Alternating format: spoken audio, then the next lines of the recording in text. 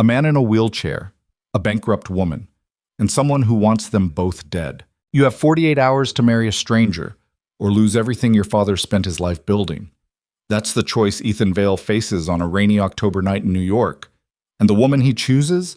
A former investigator whose career is ruined, living in a dilapidated apartment with $2 million in psychological debt and nothing to lose.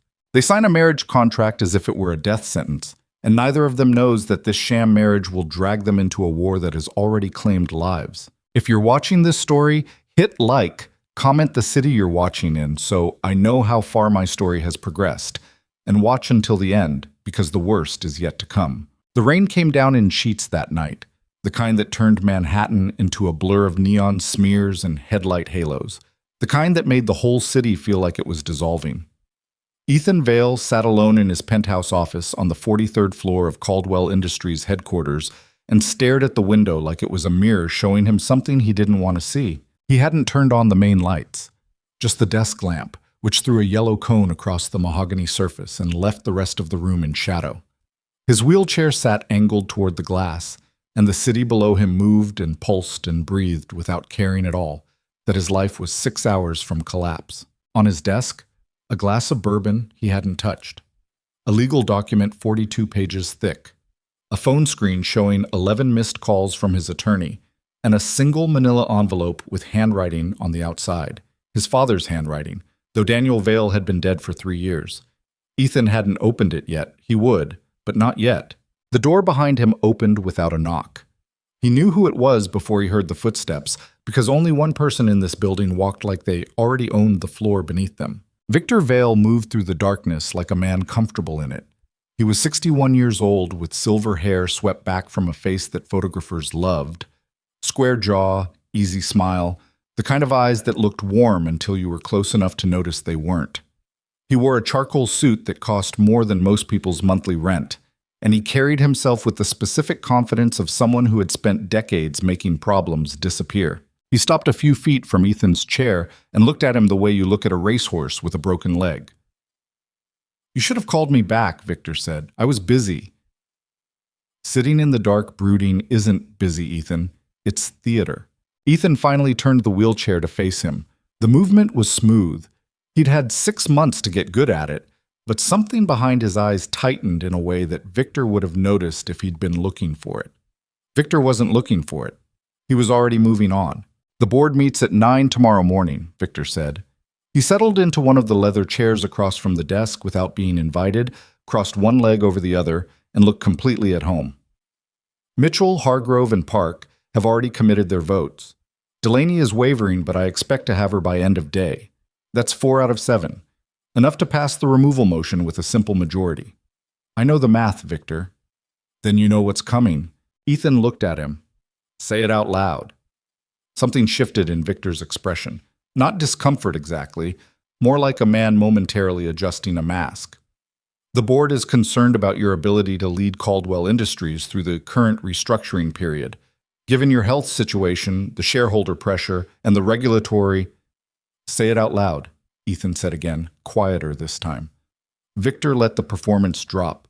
"You're going to lose the chairmanship tomorrow morning unless you give them a reason to pause." He uncrossed his legs, leaned forward with his elbows on his knees, and when he spoke again, his voice was almost gentle. "Your father's charter included a personal stability clause. It's been dormant for 30 years. Nobody thought it would ever matter, but it's in the founding documents and it's legally binding. The clause states that in the event of a leadership review, a chairman's standing can be temporarily preserved if they demonstrate, and I'm quoting, demonstrated personal stability and commitment to continuity of the Vale family legacy. Yipich. Ethan said nothing. "The board's interpretation of that clause," Victor continued, "is that an engaged or married chairman presents a more stable leadership profile during a transitional period. It's archaic, it's probably sexist, and honestly, it would never survive a legal challenge. But you don't have time for a legal challenge. You have until 9 a.m. He paused.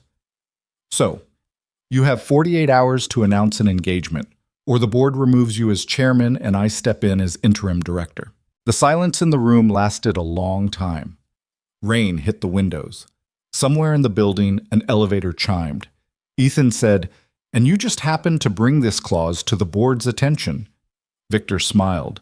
I'm trying to help you. You've been preparing this for 2 years. I've been watching out for this company for 2 years while you were...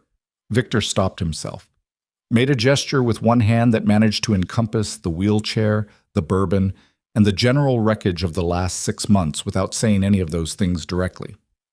While you were recovering. The word recovering sat between them like a stone. Ethan had not been simply recovering. He'd been relearning how to exist in a body that no longer worked the way it used to, in the aftermath of a car accident that had taken 3 weeks of ICU care and 4 surgeries and left him with a spinal cord injury that the doctors called incomplete, which meant that on good days he had some sensation below the waist, and on bad days he didn't, and the whole situation was still evolving in ways that nobody had good answers about. He was 34 years old, and he was tired in a way that sleep didn't touch. He'd spent the last 6 months watching Victor move pieces into position, too exhausted to stop it, too stubborn to ask for help. Get out of my office, Ethan said. Victor stood, unhurried, smoothed his jacket, looked at Ethan one more time with those warm, false eyes. 48 hours, he said. Think carefully. He left without closing the door. Ethan sat alone in the yellow lamplight for a long moment, listening to the rain. Then he picked up his phone, opened a file he'd been carrying around for 2 weeks without acting on it, and stared at the name and address he'd saved there. Charlotte Mercer. He'd found her the way you find someone you're not supposed to be looking for. Through back channels, through a private investigator, through a favor owed by a federal attorney who'd known her father. The file on Charlotte Mercer was thin in some places and brutally detailed in others. 31 years old. Former financial crimes investigator with the SEC, one of the best her field had seen in a decade, according to 3 separate supervisors whose names appeared in the file. Led a major corruption investigation in 2021 that was 18 months in and 6 weeks from indictment when it collapsed overnight. The official reason? Insufficient evidence. The real reason? Never officially documented, which was its own kind of documentation. After that, unemployment. A failed attempt to work in private compliance that lasted 4 months. A shrinking apartment. A drinking problem that had apparently been brief and was apparently over. Currently, freelance fraud consulting for companies too small to afford proper compliance departments, barely enough to cover rent on a place in Washington Heights that the PI had described as needing work. She'd been good at her job once, better than good, and someone had burned her for it. Ethan didn't know all the details yet, but he knew enough to make a calculation. He opened the contact and called before he could think about it too long. She picked up on the 3rd ring. Her voice was flat with sleep. I don't know this number. My name is Ethan Vale, he said. I need to talk to you. A pause. It's 11:30 at night. I know, this can't wait. Another pause. The sound of something shifting, sheets maybe, someone sitting up. Ethan Vale, Caldwell Industries. Yes. I read about your accident. Her voice hadn't warmed. Is this a condolence call? I need to meet with you in person, tonight. Mr. Vale, I'll send a car. It's an hour of your time, and I'll make it worth your while financially. If you hear what I have to say and want to tell me to go to hell, I'll take you home and we'll never speak again. The silence on the other end was the specific quality of silence that means someone is deciding something.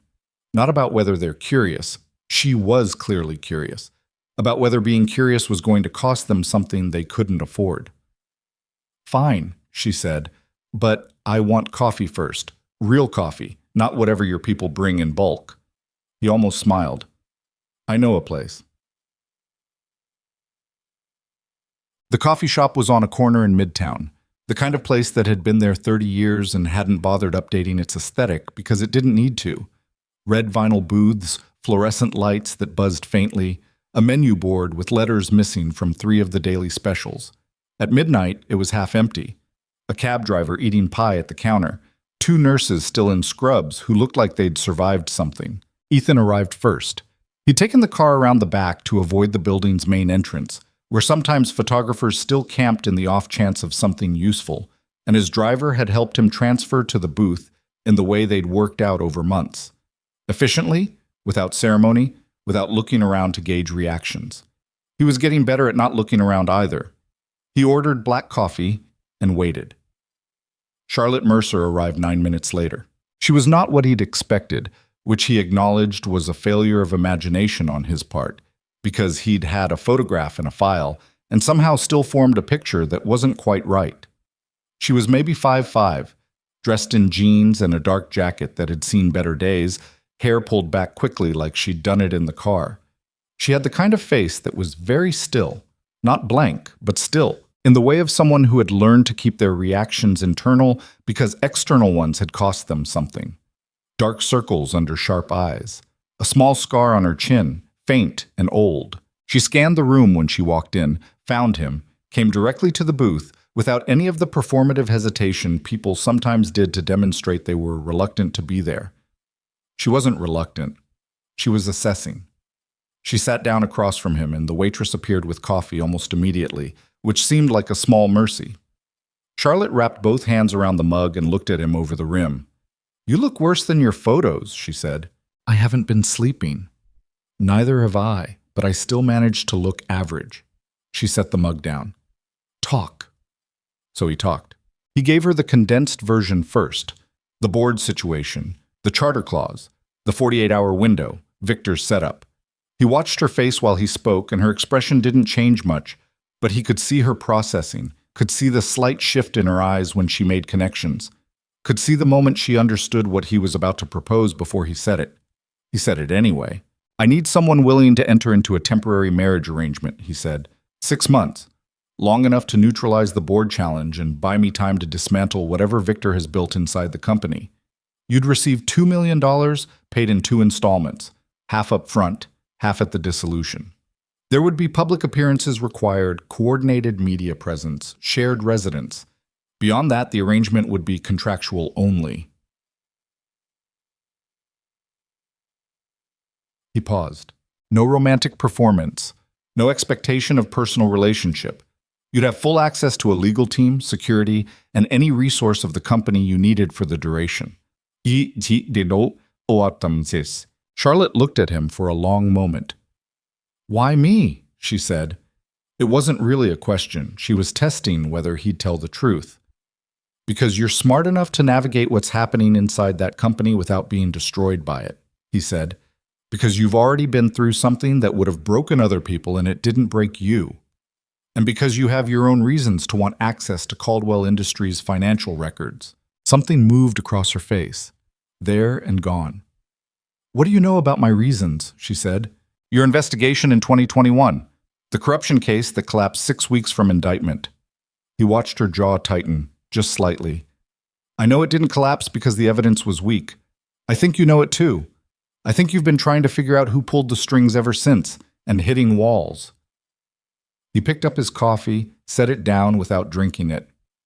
"I can't promise you anything concrete, but the records inside Caldwell Industries are extensive, and if there's a connection to what happened to you, it might be in there." She didn't speak for almost a full minute.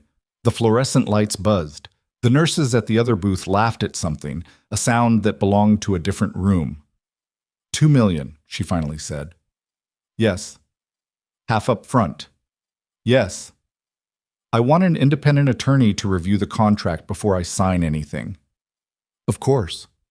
"And I want it in writing that I have access to financial records from 2018 forward. Full access, not curated access. I'm not doing this to be managed." He looked at her steadily. "Agreed." Charlotte looked down at her coffee. Something was working behind her eyes, something complicated that she wasn't going to let him see. When she looked up again, her face was composed and flat and decided. "I'll need to read the contract in full before I commit. My attorney can have it drafted by 6 a.m. Then I want it by 6 a.m. She picked up her mug, drank, set it down. "And I want it clear in writing. This is a business arrangement, not a rescue, not a charity case. You hired someone with specific skills for a specific job." Her eyes were very direct. "Don't make the mistake of thinking I owe you anything beyond what's in the contract." "I wouldn't," he said. She nodded once, sharply. "Fine," she said. And that was how it started. The contract was 47 pages. Charlotte read every word of it in her attorney's office at 7 a.m. with bad vending machine coffee going cold beside her, while her attorney, A small, sharp-faced woman named Diane, who Charlotte had used for freelance compliance work and who owed her a favor, made annotations in red pen and muttered things like, "This is actually quite favorable, and they gave you a lot of latitude here, and I'd push back on Section 12, subsection B, but honestly, that's personal preference." Charlotte signed at 8:47 a.m. Ethan's attorney filed the relevant documentation at the 43rd floor law office at the same moment. The board meeting was at 9. Ethan walked in, rolled in, to the Caldwell Industries boardroom with Charlotte at his side, and he set a copy of the marriage license application on the mahogany table. And he watched Victor's face go through 3 different expressions in approximately 4 seconds. The meeting lasted 40 minutes. The removal motion failed. Victor voted in favor of it anyway. The wedding happened 4 days later at the Manhattan Marriage Bureau on Worth Street, which Charlotte had chosen because it was efficient and unglamorous, and she had approximately no patience for anything theatrical. She wore a dark blue dress she'd bought off the rack at a department store for $300 because Ethan's stylist had offered to help, and she'd declined. He wore a charcoal suit that probably cost enough to cover her rent for 6 months, and looked at her across the small civil ceremony space with an expression she couldn't quite read. There were 2 witnesses, Ethan's personal attorney, Marcus Webb, and Diane, who had been both moved and openly skeptical when Charlotte told her the full situation. "You understand this is insane," Diane had said. "I understand it's a contract," Charlotte had replied. "I've reviewed contracts before. Not ones that require you to share a residence with a billionaire who may or may not be the target of an attempted murder.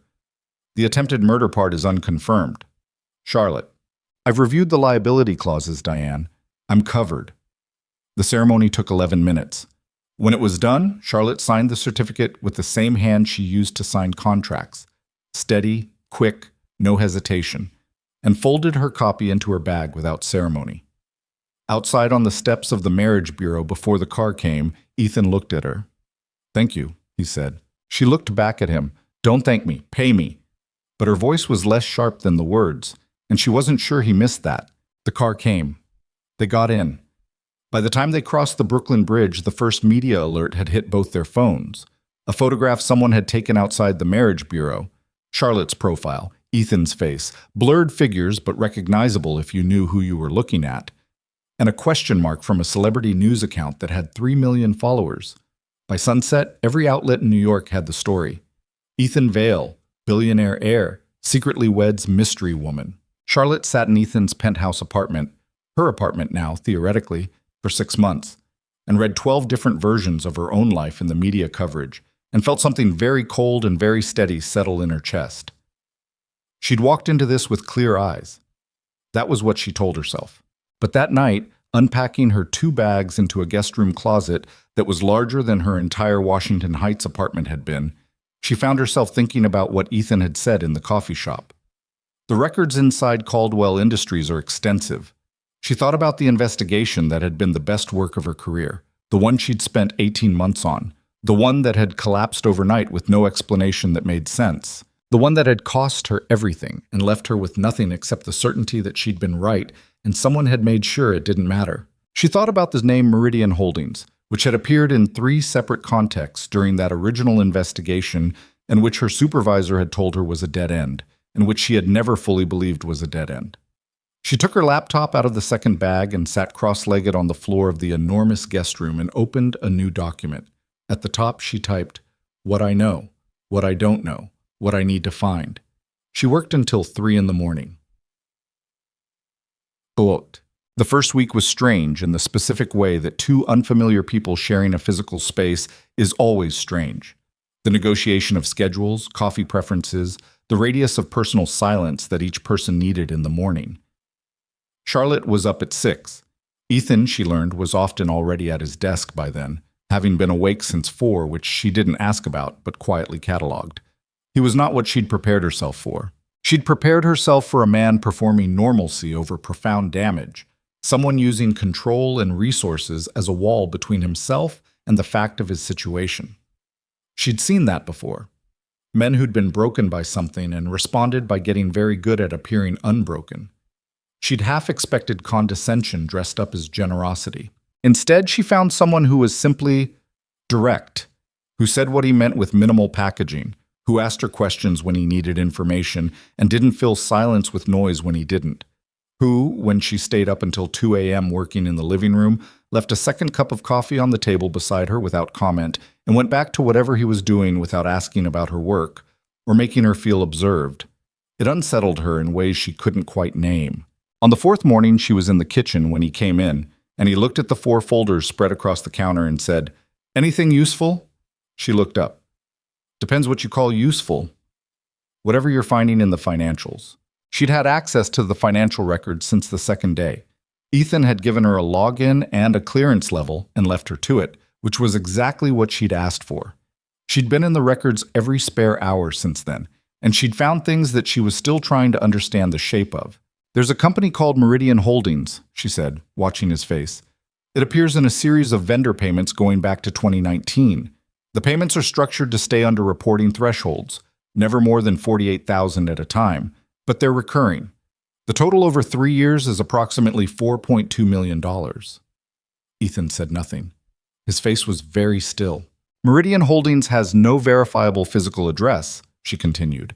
"No public-facing employees. A registered agent in Delaware and a mailing address in Grand Cayman. The company was incorporated in 2018. Bowls ipumasem." She paused. "It also appeared in an investigation I was leading in 2021 under a different context, different industry, but the same entity name. My supervisor told me it was a shell company associated with a minor figure in a separate case and that I should redirect my focus. 3 weeks later, the investigation was shut down." Ethan set down his coffee cup very carefully. "You think there's a connection?" he said. "I think it's the same money," she said. "I think the payments going out of Caldwell Industries and the financial architecture I was investigating in 2021 are part of the same structure, which would mean—" She stopped, took a breath. The thing she was about to say was large enough that saying it out loud felt like crossing a line. "Which would mean someone inside this company had a reason to shut down my investigation, and the resources to do it." The kitchen was very quiet. Ethan looked at her for a long moment.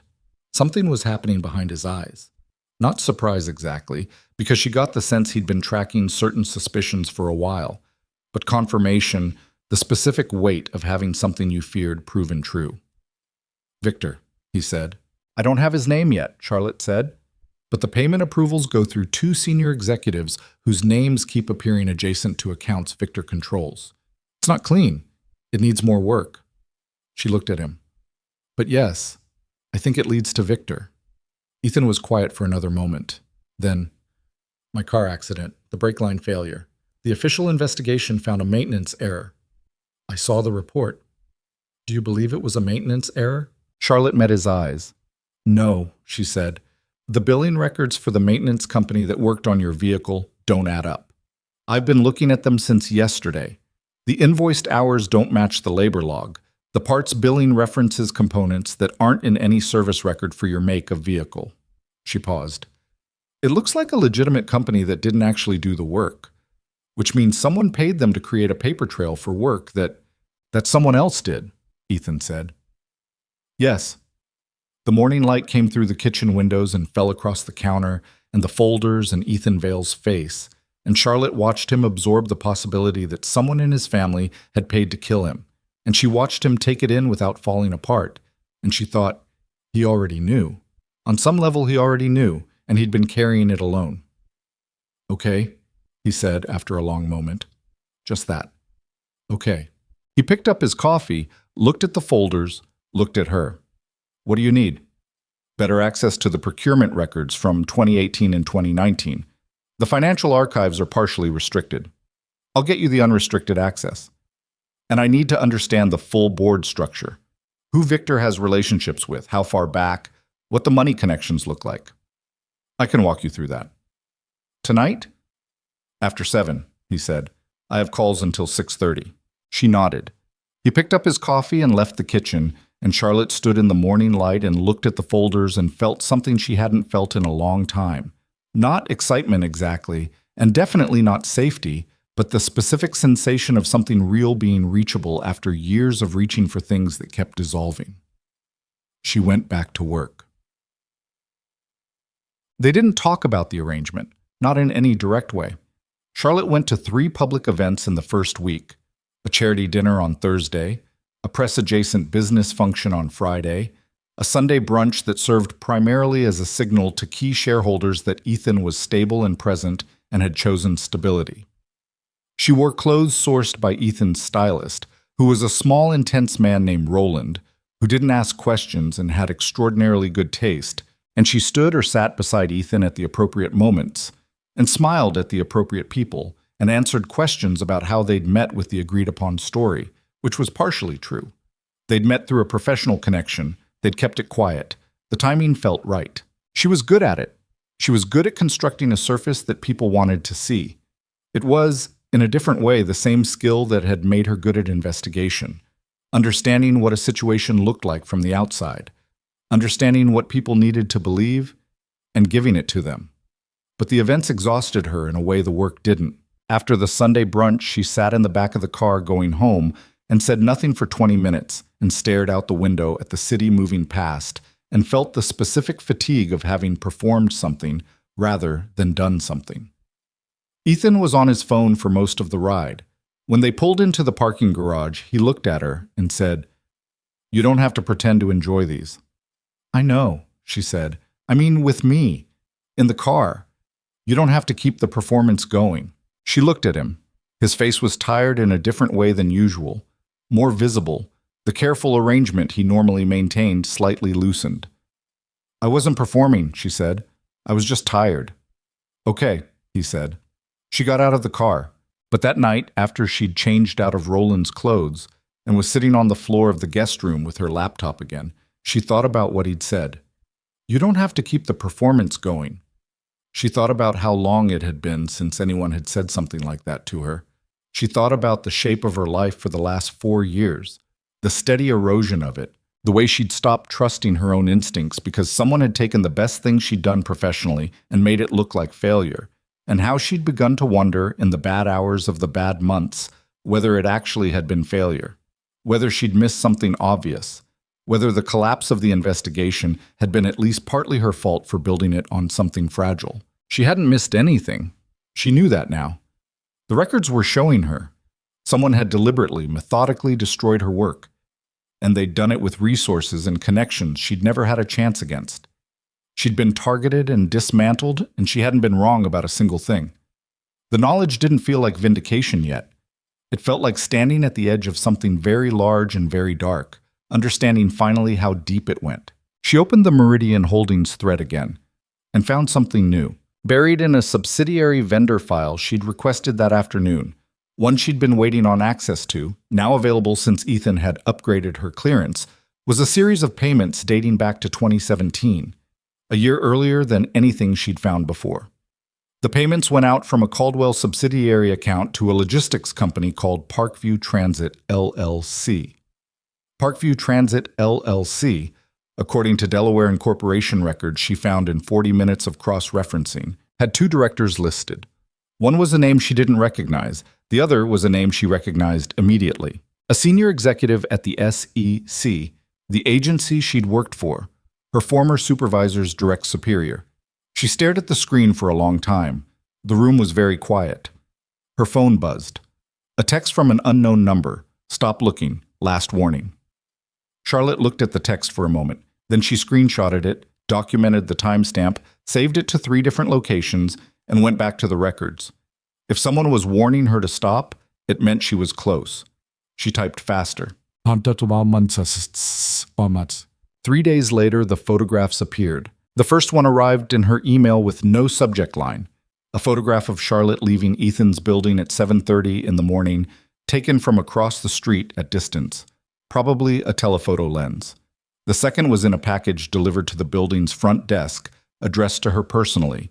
A printed photograph of her entering a public records office downtown, with a note written on the back in neat block letters.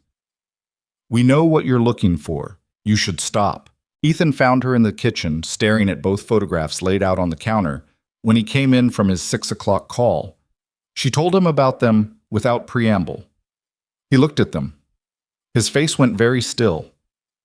Not the stillness of shock, but the stillness of someone recalibrating to a situation they'd already considered possible. The text too, she said, and showed him the screenshot. He looked at it, looked at her. Did you stop? He said. She looked at him like the question was slightly insane. No, she said. Something moved in his face, something that might have been relief or might have been something else. Okay, he said again, just that. He picked up his phone and called his head of security. That night, Charlotte moved her primary work files to an encrypted server. Ethan quietly doubled the building's security detail. They didn't talk about fear. It wasn't that kind of conversation. But later, when the apartment was quiet and Charlotte was back at her laptop and Ethan was in his office across the hall with the door half open, she heard him on the phone again, his voice low and very steady, saying, "I need to know who had access to the vehicle maintenance records."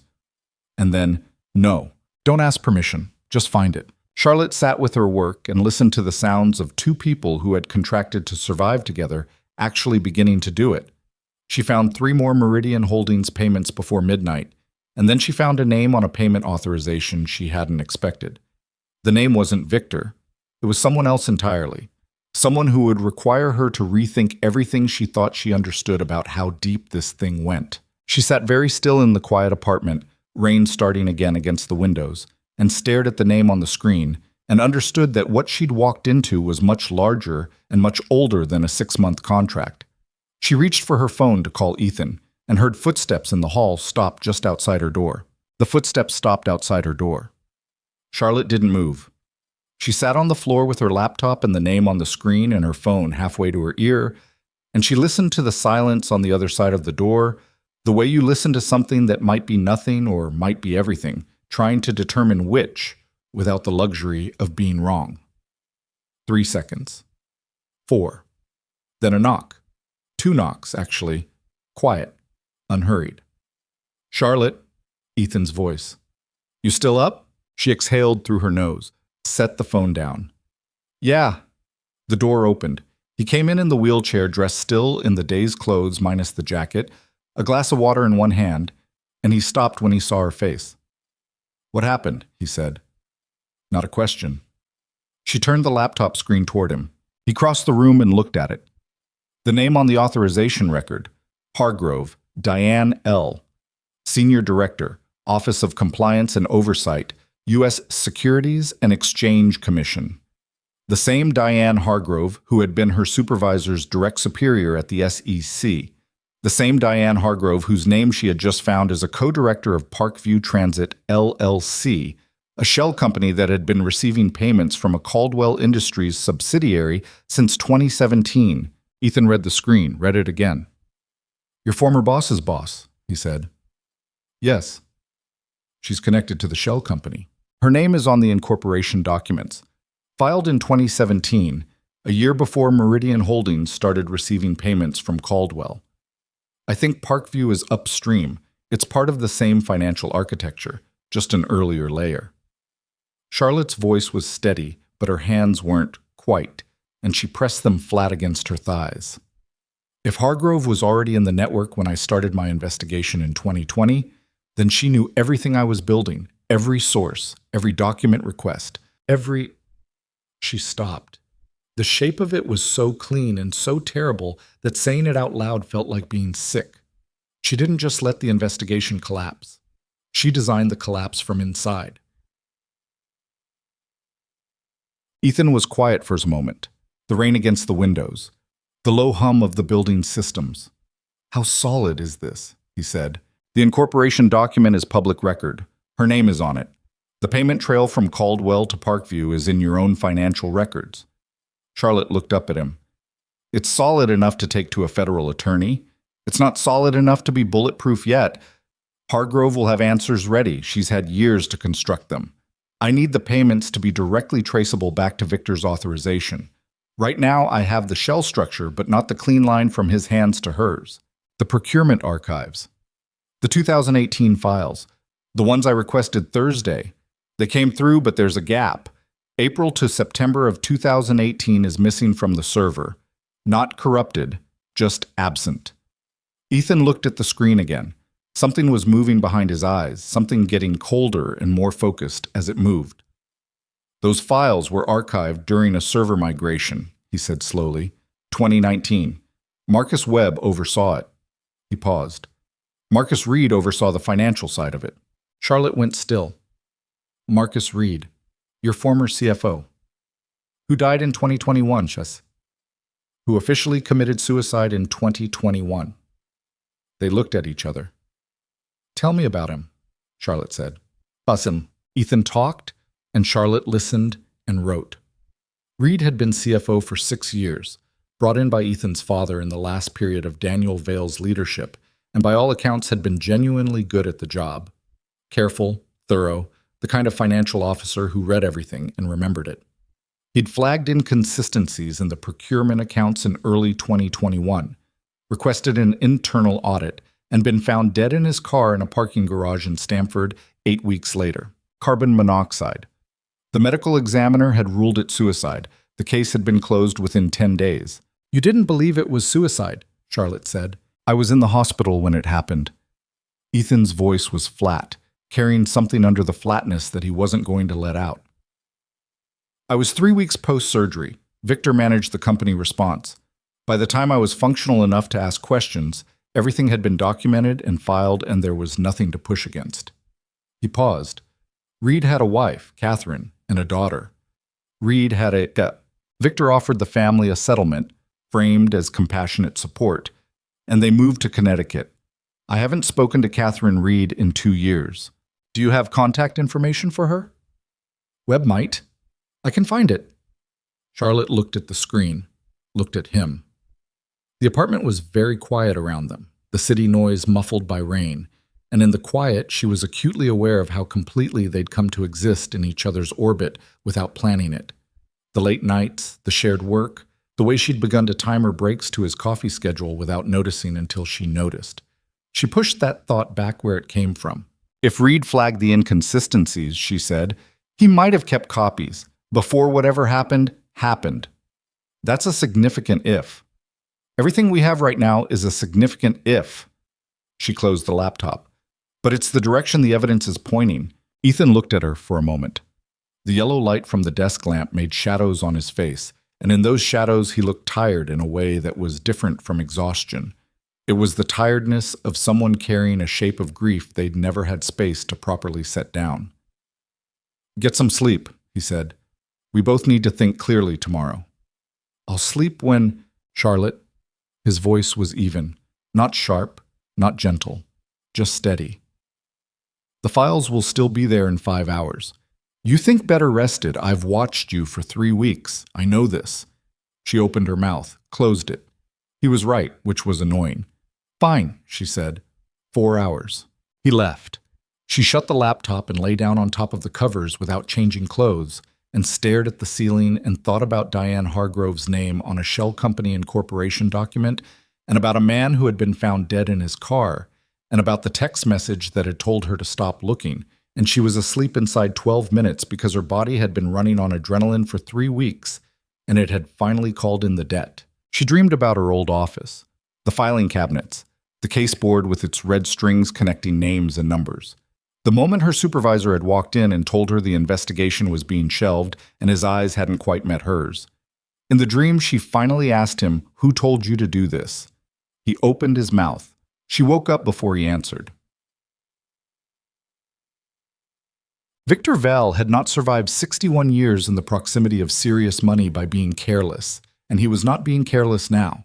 He sat in the back of his car the following Tuesday morning and reviewed the summary his investigator had prepared. A careful man named Gould, who Victor had used for 15 years and who had the specific gift of being entirely forgettable.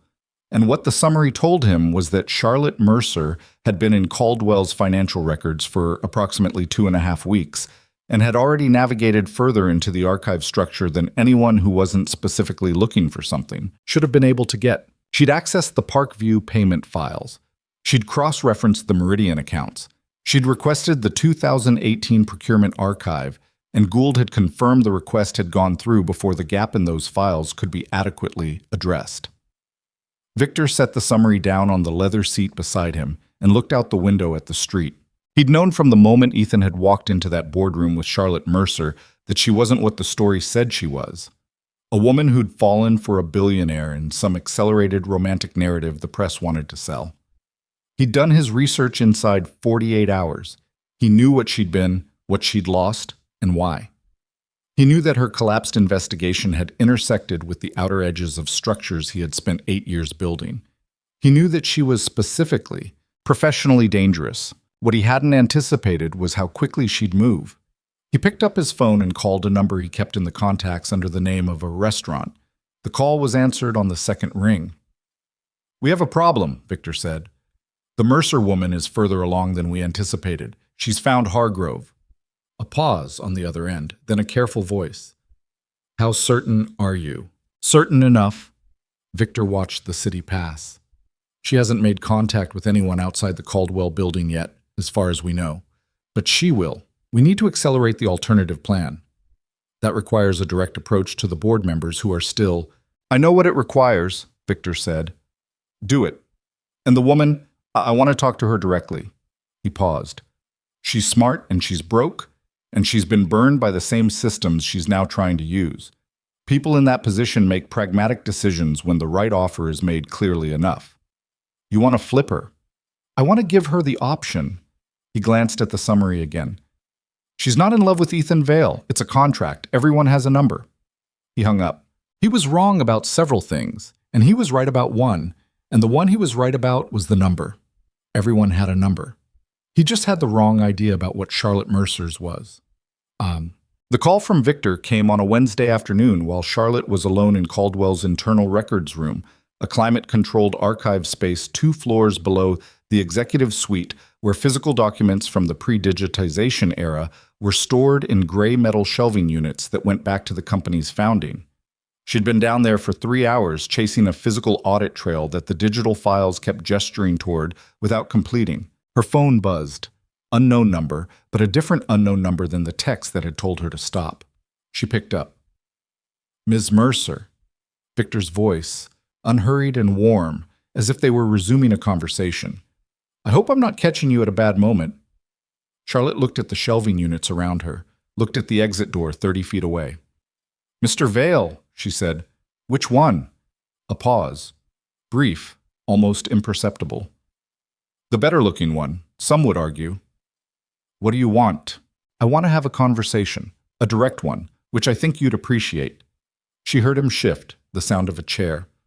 "I've been watching what you're doing inside our financial records, and I want you to know that I respect it. You're thorough, probably better than any compliance consultant we've had in the last decade, and we've had several." "I'm not a compliance consultant." "No," he said. "You're not. You're someone who was badly treated by certain people in certain positions of authority and who has spent 3 years unable to do anything about it, and who has now found herself in a position of access that might give her the ability to finally settle that account." His voice was very smooth. "I understand that impulse, Charlotte. I do. But I want you to consider something." She said nothing. "What Ethan told you about why he married you was a version of the truth," Victor said. "The version that served his needs. He has his own agenda inside this company, and it isn't entirely the righteous narrative he's presented you with. He's been carrying his own set of secrets since before his father died, and some of those secrets concern events that would cost him considerably if they became public." Another pause. "I'm not asking you to betray him. I'm asking you to come and have a conversation. Just the two of us. There are things you deserve to know about who you've actually aligned yourself with." Charlotte stood in his quiet archive room, the shelving units around her, the fluorescent lights. "What kind of things?" she said. "The kind that would make a careful person want to understand the full picture before they put their name on anything further." He let that sit for a moment.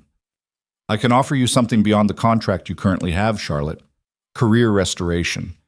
The names of everyone involved in killing your investigation, with documentation. A clean exit from a situation that is going to get significantly more dangerous before it gets better." A beat. "All I need from you is information about what you've found and where you've looked. The offer landed in the quiet room, and Charlotte let it sit there and looked at it very directly. It was, technically, a good offer. It addressed things she actually wanted. It came from someone who clearly had the means to deliver at least some of what he was promising, and it required her to betray someone who had, by any honest accounting, given her the access and resources and stated trust that had gotten her close to the truth in the first place. She thought about Ethan at 6 a.m. with a second cup of coffee left without comment. She thought about his voice in the car. You don't have to keep the performance going. She thought about a man named Marcus Reed found in a parking garage in Stamford. I'll think about it, she said. Of course, Victor said. Pleased. Too pleased. Take your time. Though I'd note that time is a commodity that I said I'll think about it. She hung up. She stood in the archive room for another 30 seconds. Then she went directly to the shelving unit she'd been working on, found the physical payment ledger for Q3 2018 that she'd been looking for, pulled it, and photographed every page of it with her phone before she carried it upstairs to Ethan's office and told him everything. She walked in without knocking.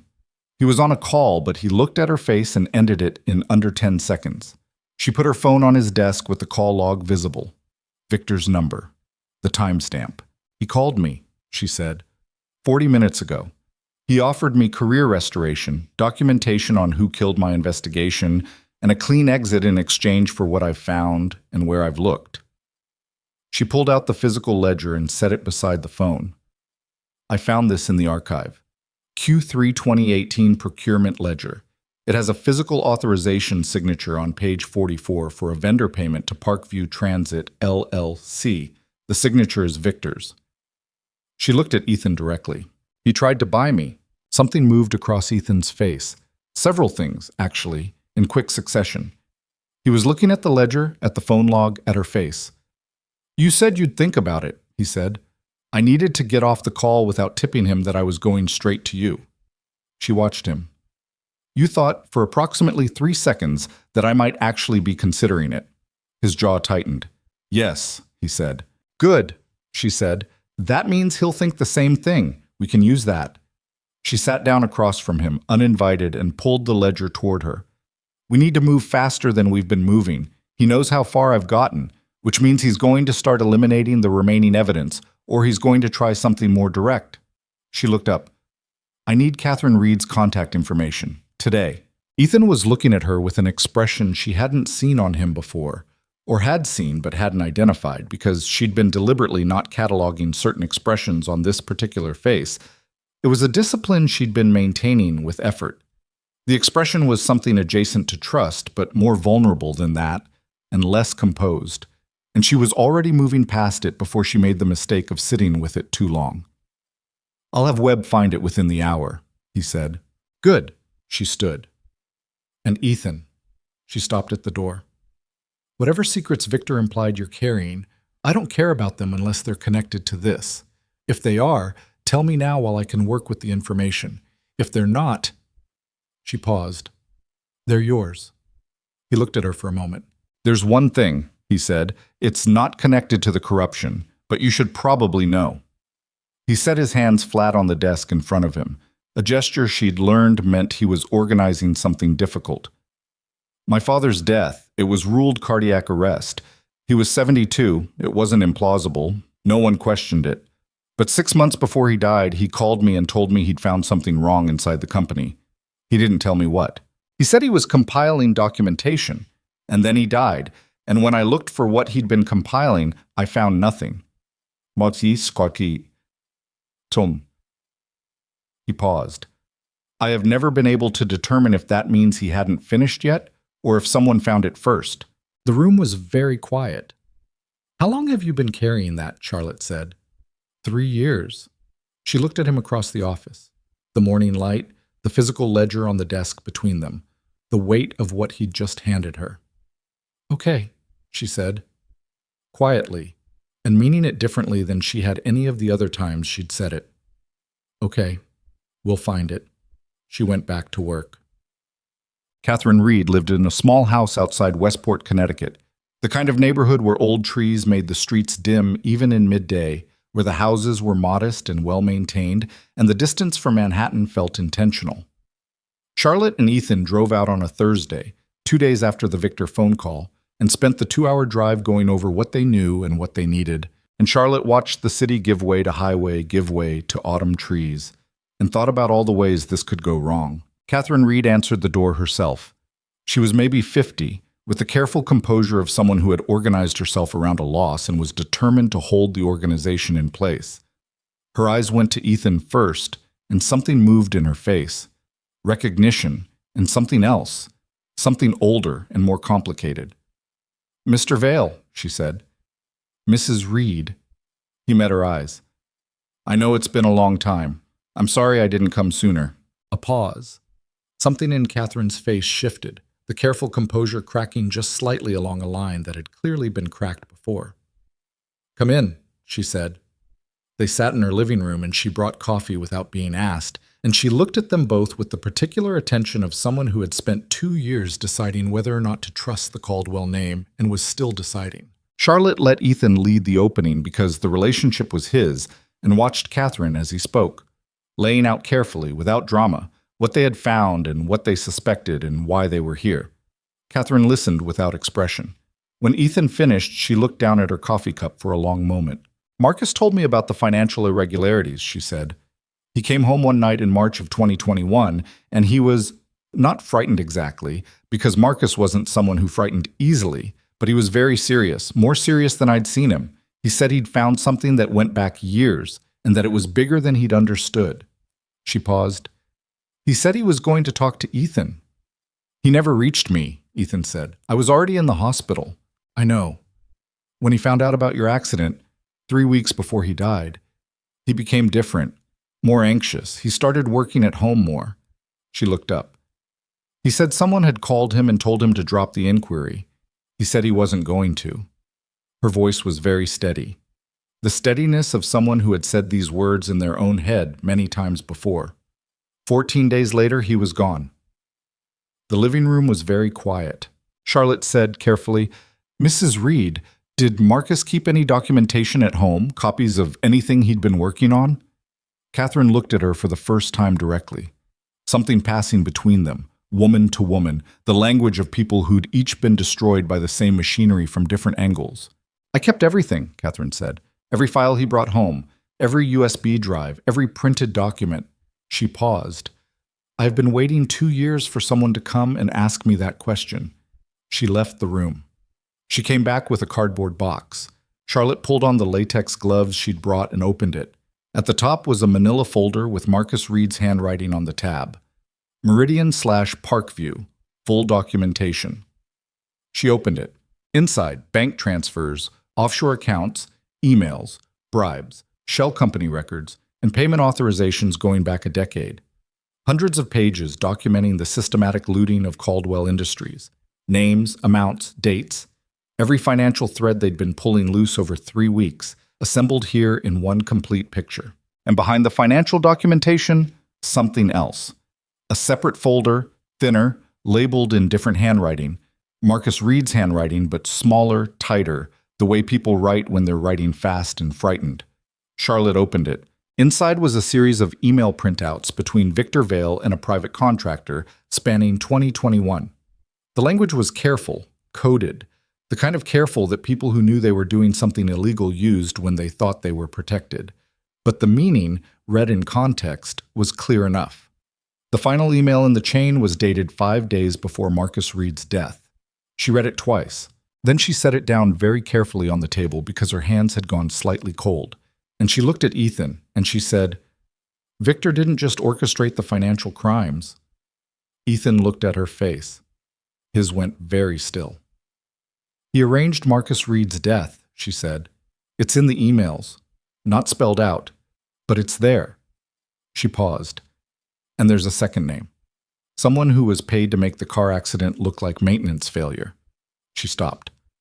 "My accident," Ethan said. "Yes." She met his eyes. "Victor didn't just try to take the company. He tried to kill you, and the documentation—" She stopped again, pressed her hands flat on the table, kept her voice level, because the alternative was something she wasn't prepared to let happen in front of Catherine Reed, who had enough grief in her living room already. The documentation connects both events to the same contractor, the same operation. Victor planned both of them. The room held the weight of what she'd said. Outside the windows, the old Connecticut trees moved in the wind, indifferent and slow.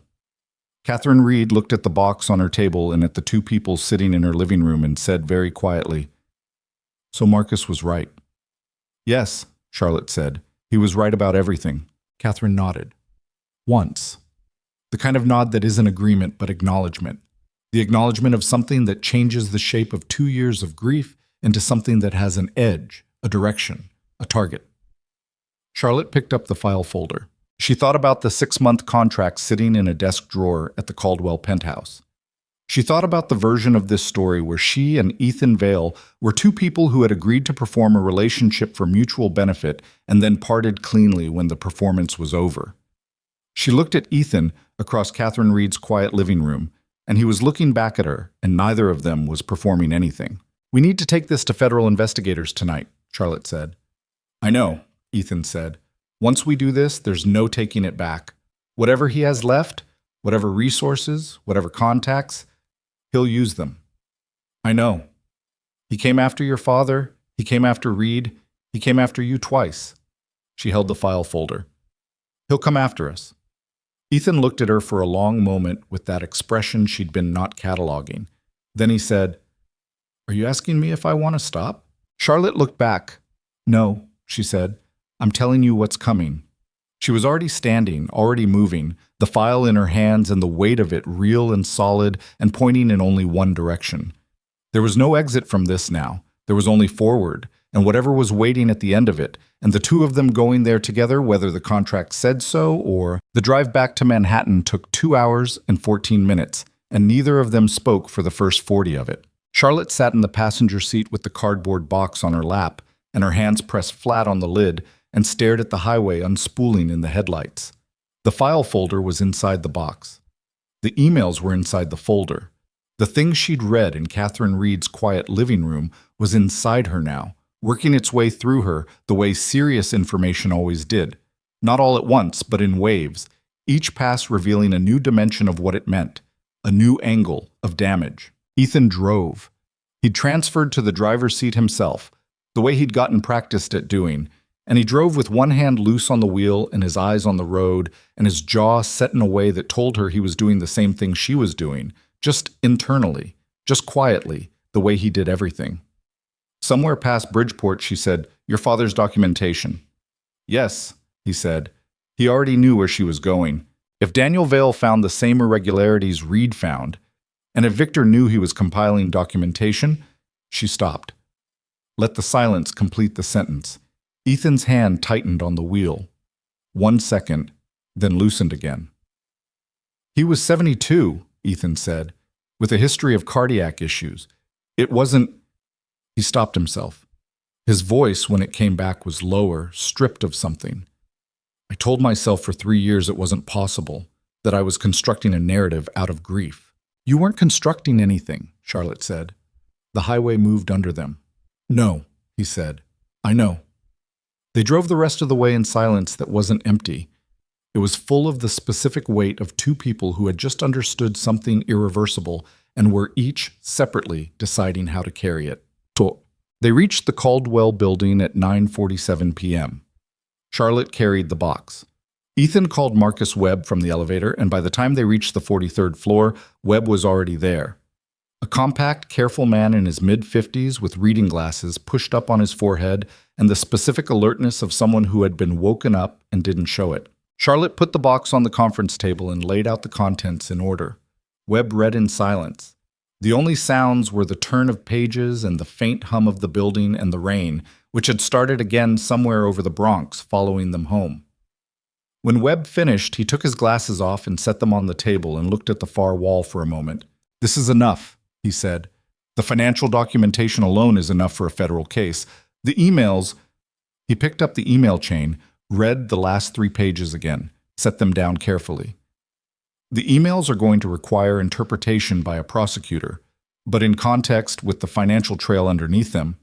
He looked at Ethan. This is enough. How fast can we move? Ethan said. I have a contact at the U.S. Attorney's Office. Someone I trust and who owes me a conversation. Webb was already reaching for his phone. I can have a preliminary meeting arranged for tomorrow morning. Off the record first. We present what we have. They tell us if there are parallel investigations we need to know about. We coordinate from there. He paused. Once we do this, Victor will know within 24 hours, possibly sooner. He has sources inside the federal system, not ownership, but enough to get a warning. We know, Charlotte said. Webb looked at her, then at Ethan. Something passed between the three of them, an acknowledgement of the shape of the thing they were about to step into. Get some sleep, Webb said. Both of you, I mean it. You need to be sharp tomorrow. He gathered copies of the most critical documents, put them in his briefcase with the careful movements of a man who understood what he was carrying, and left. Charlotte stood at the conference table and looked at the remaining documents spread across its surface. The decade of embezzlement, the shell companies, the emails, the authorization signatures. She thought about the version of herself that had walked into a coffee shop 3 weeks ago to hear a billionaire's proposal, with 2 bags of clothes and a freelance client list, and the specific hollowness of someone who has been right about something important and punished for it for 3 years. She thought about Diane Hargrove's name on an incorporation document. I want to confront her, Charlotte said. She hadn't planned to say it out loud. Ethan looked at her from across the table. Hargrove, she said, I want to look her in the face. She picked up one of the documents, set it back down. I know it's not strategically smart. I know Webb would say wait for the federal process. But she sat across from me in a conference room in 2021 and told me the investigation was being shelved because the evidence was insufficient, and she looked me in the eye and... She stopped. Her voice had gone somewhere she hadn't meant to take it. She pulled it back. She looked me in the eye, she said more flatly. Ethan said nothing for a moment. After the federal meeting tomorrow, he said, if Webb thinks there's a version of it that doesn't compromise the case, then we talk about Hargrove. It wasn't agreement. It wasn't dismissal. It was exactly the kind of answer that took her seriously without giving her what she wanted before the timing was right. And she recognized it and found it deeply irritating and also, against her own preferences, steadying. Fine, she said. She started gathering the documents back into the box. Charlotte. His voice was quiet. She looked up. He was watching her with that expression, the one she'd been not cataloging for 3 weeks.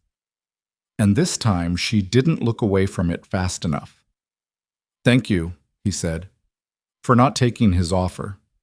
It wasn't a difficult decision. Don't do that, he said, evenly, not harshly. She looked at him. It was a real offer, he said. You had reasons to consider it. I know what it cost you not to. He held her gaze. Don't minimize it. The conference room was very quiet. The rain on the windows, the documents between them.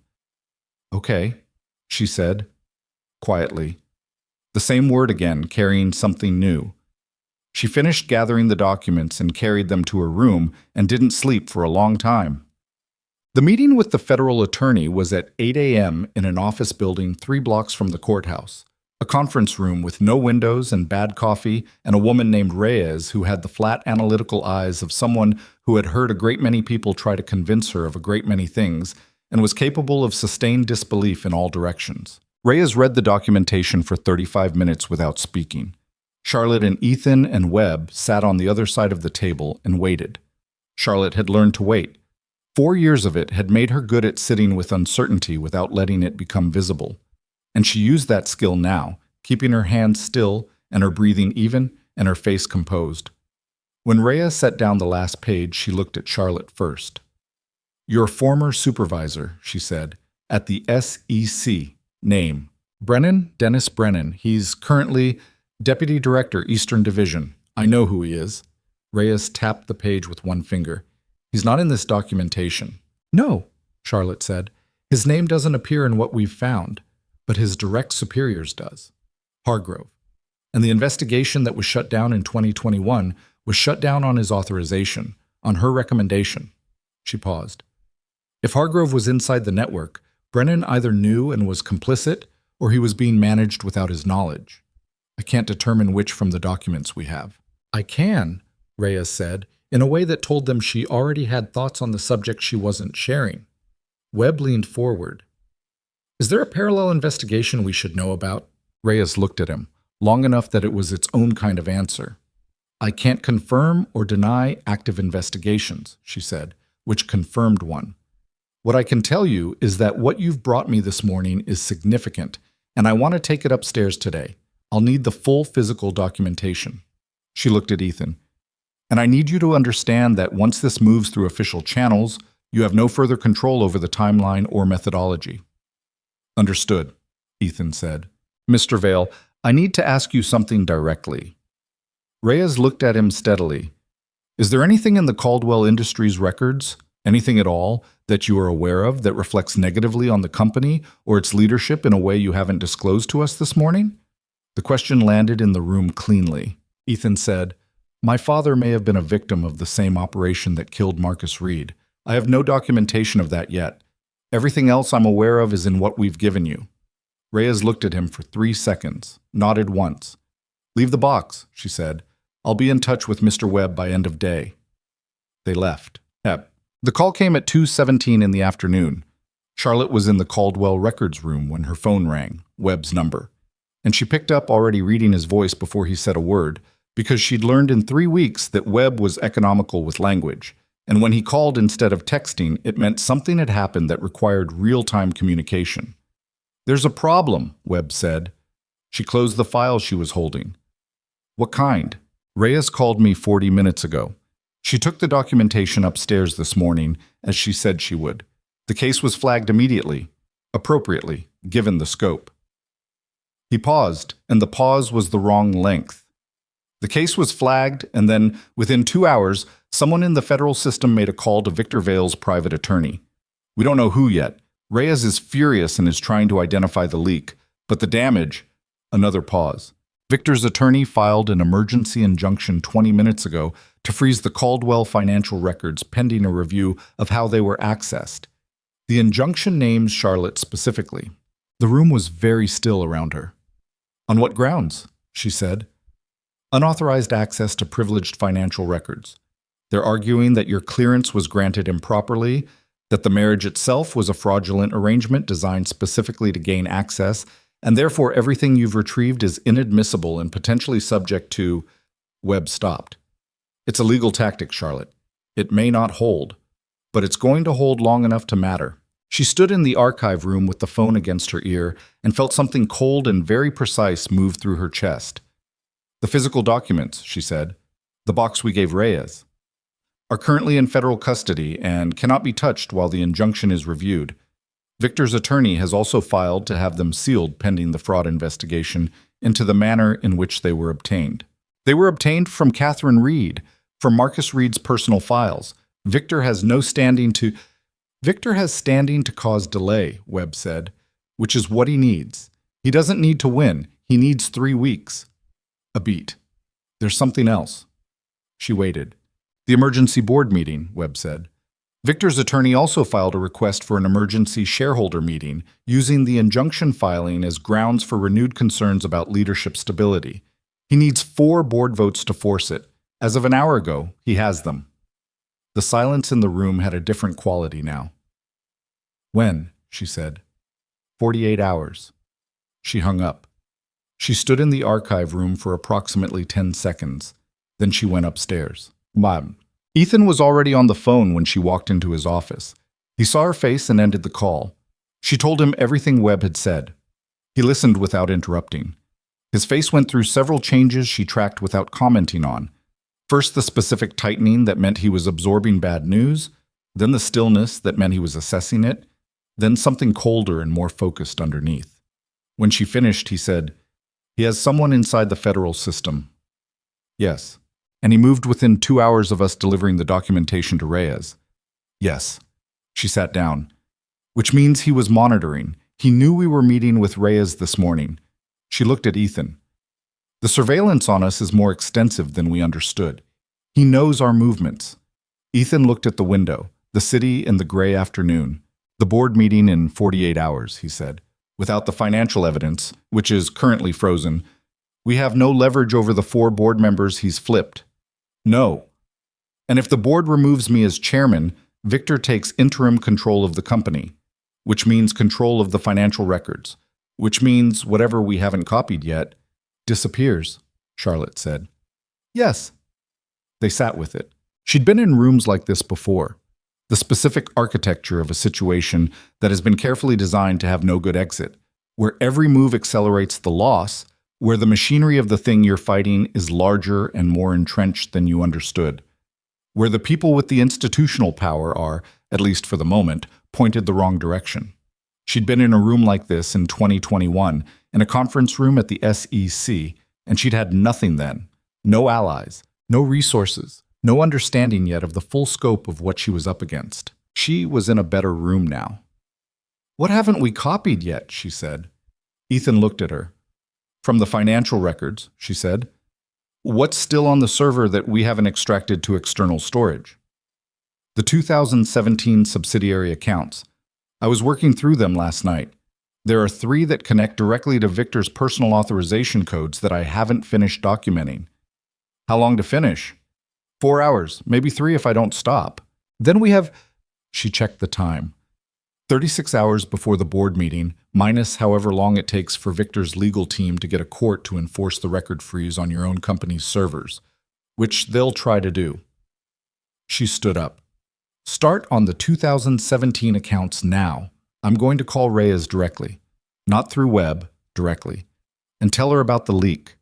She's angry, she said so, and angry federal attorneys who've been embarrassed in front of their own office are a specific kind of useful. Charlotte. Ethan's voice stopped her at the door. She turned. The injunction names you personally, he said. If this goes badly, if the fraud angle gains traction, it could permanently damage whatever's left of your professional standing. He was looking at her with the directness he always used when he was saying something he'd decided not to dress up. You could step back. Claim you were misled about the access parameters. Webb could build a story that distances you from— Stop, she said. He stopped. Don't do that, she said. His words from the night before returned. Don't minimize what we're doing together by offering me an exit you wouldn't take yourself. His jaw tightened. The expression on his face was something she was done pretending not to see. Okay, he said. Get on the 2017 accounts, she said. I'll call Reyes. But Reyes picked up on the first ring, which told Charlotte the attorney had been waiting. You know about the leak, Charlotte said. I know about the injunction, Reyes said. I'm currently determining who made the call to Vale's attorney. Her voice was flat and clipped in a way that meant the anger was there, but was being organized into something productive. I want you to know that the documentation you provided is secure. The injunction affects how it can be used in proceedings, not whether it exists. Can you move on it anyway? Before the board meeting strips Ethan of access to the records. A pause. Officially, I cannot discuss— Off the record, Charlotte said. A longer pause. Off the record, Reyes said carefully. Parallel investigative lines that were already open before this morning's meeting have not been paused by the injunction because they don't depend on the documentation you provided. The injunction is a legal maneuver designed to create delay and reputational damage. It doesn't stop what's already in motion. Another pause. What I need from you is time, 48 hours. Charlotte almost laughed. Of everything the day could have handed her, 48 hours. The same window Victor had given Ethan at the beginning of all of this. We'll get you 48 hours, she said. She hung up and stood in the hallway outside Ethan's office and leaned against the wall and pressed her palms flat against the cool surface and breathed. In and out. The building hummed around her. Down the hall she could hear Ethan already on his computer, already working, already moving. She pushed off the wall and went to her own desk. The trap came at 11 p.m. She almost missed it because she was tired, genuinely, physically tired, in a way that had moved past adrenaline and into something slower and more dangerous. And because it came dressed as something routine. An email notification. A financial record she'd flagged for follow-up had been updated in the system. Routine. She clicked through. The record had been modified. Not subtly modified. Systematically altered. 3 years of payment data in a subsidiary account The figures changed, the authorization names changed. The dates shifted in a pattern that would, to anyone looking at it fresh without the original data, suggest a completely different chain of custody for the money. Someone was in the system right now. She grabbed her phone. Sem called IT security before she'd fully processed what she was looking at.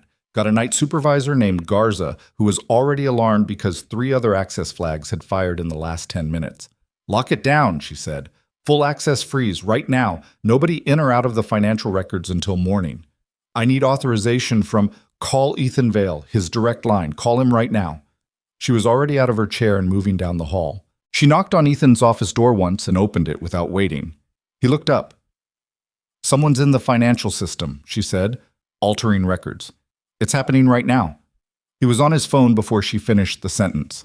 The next 20 minutes were the specific controlled chaos of a systems lockdown. Garza on one phone, Webb on another. Ethan's head of cybersecurity pulled from sleep and talking through a laptop. Charlotte stood at Ethan's desk and watched the system logs that Garza was feeding through on her own screen and tracked the access points and felt the cold clarity that extreme situations had always given her.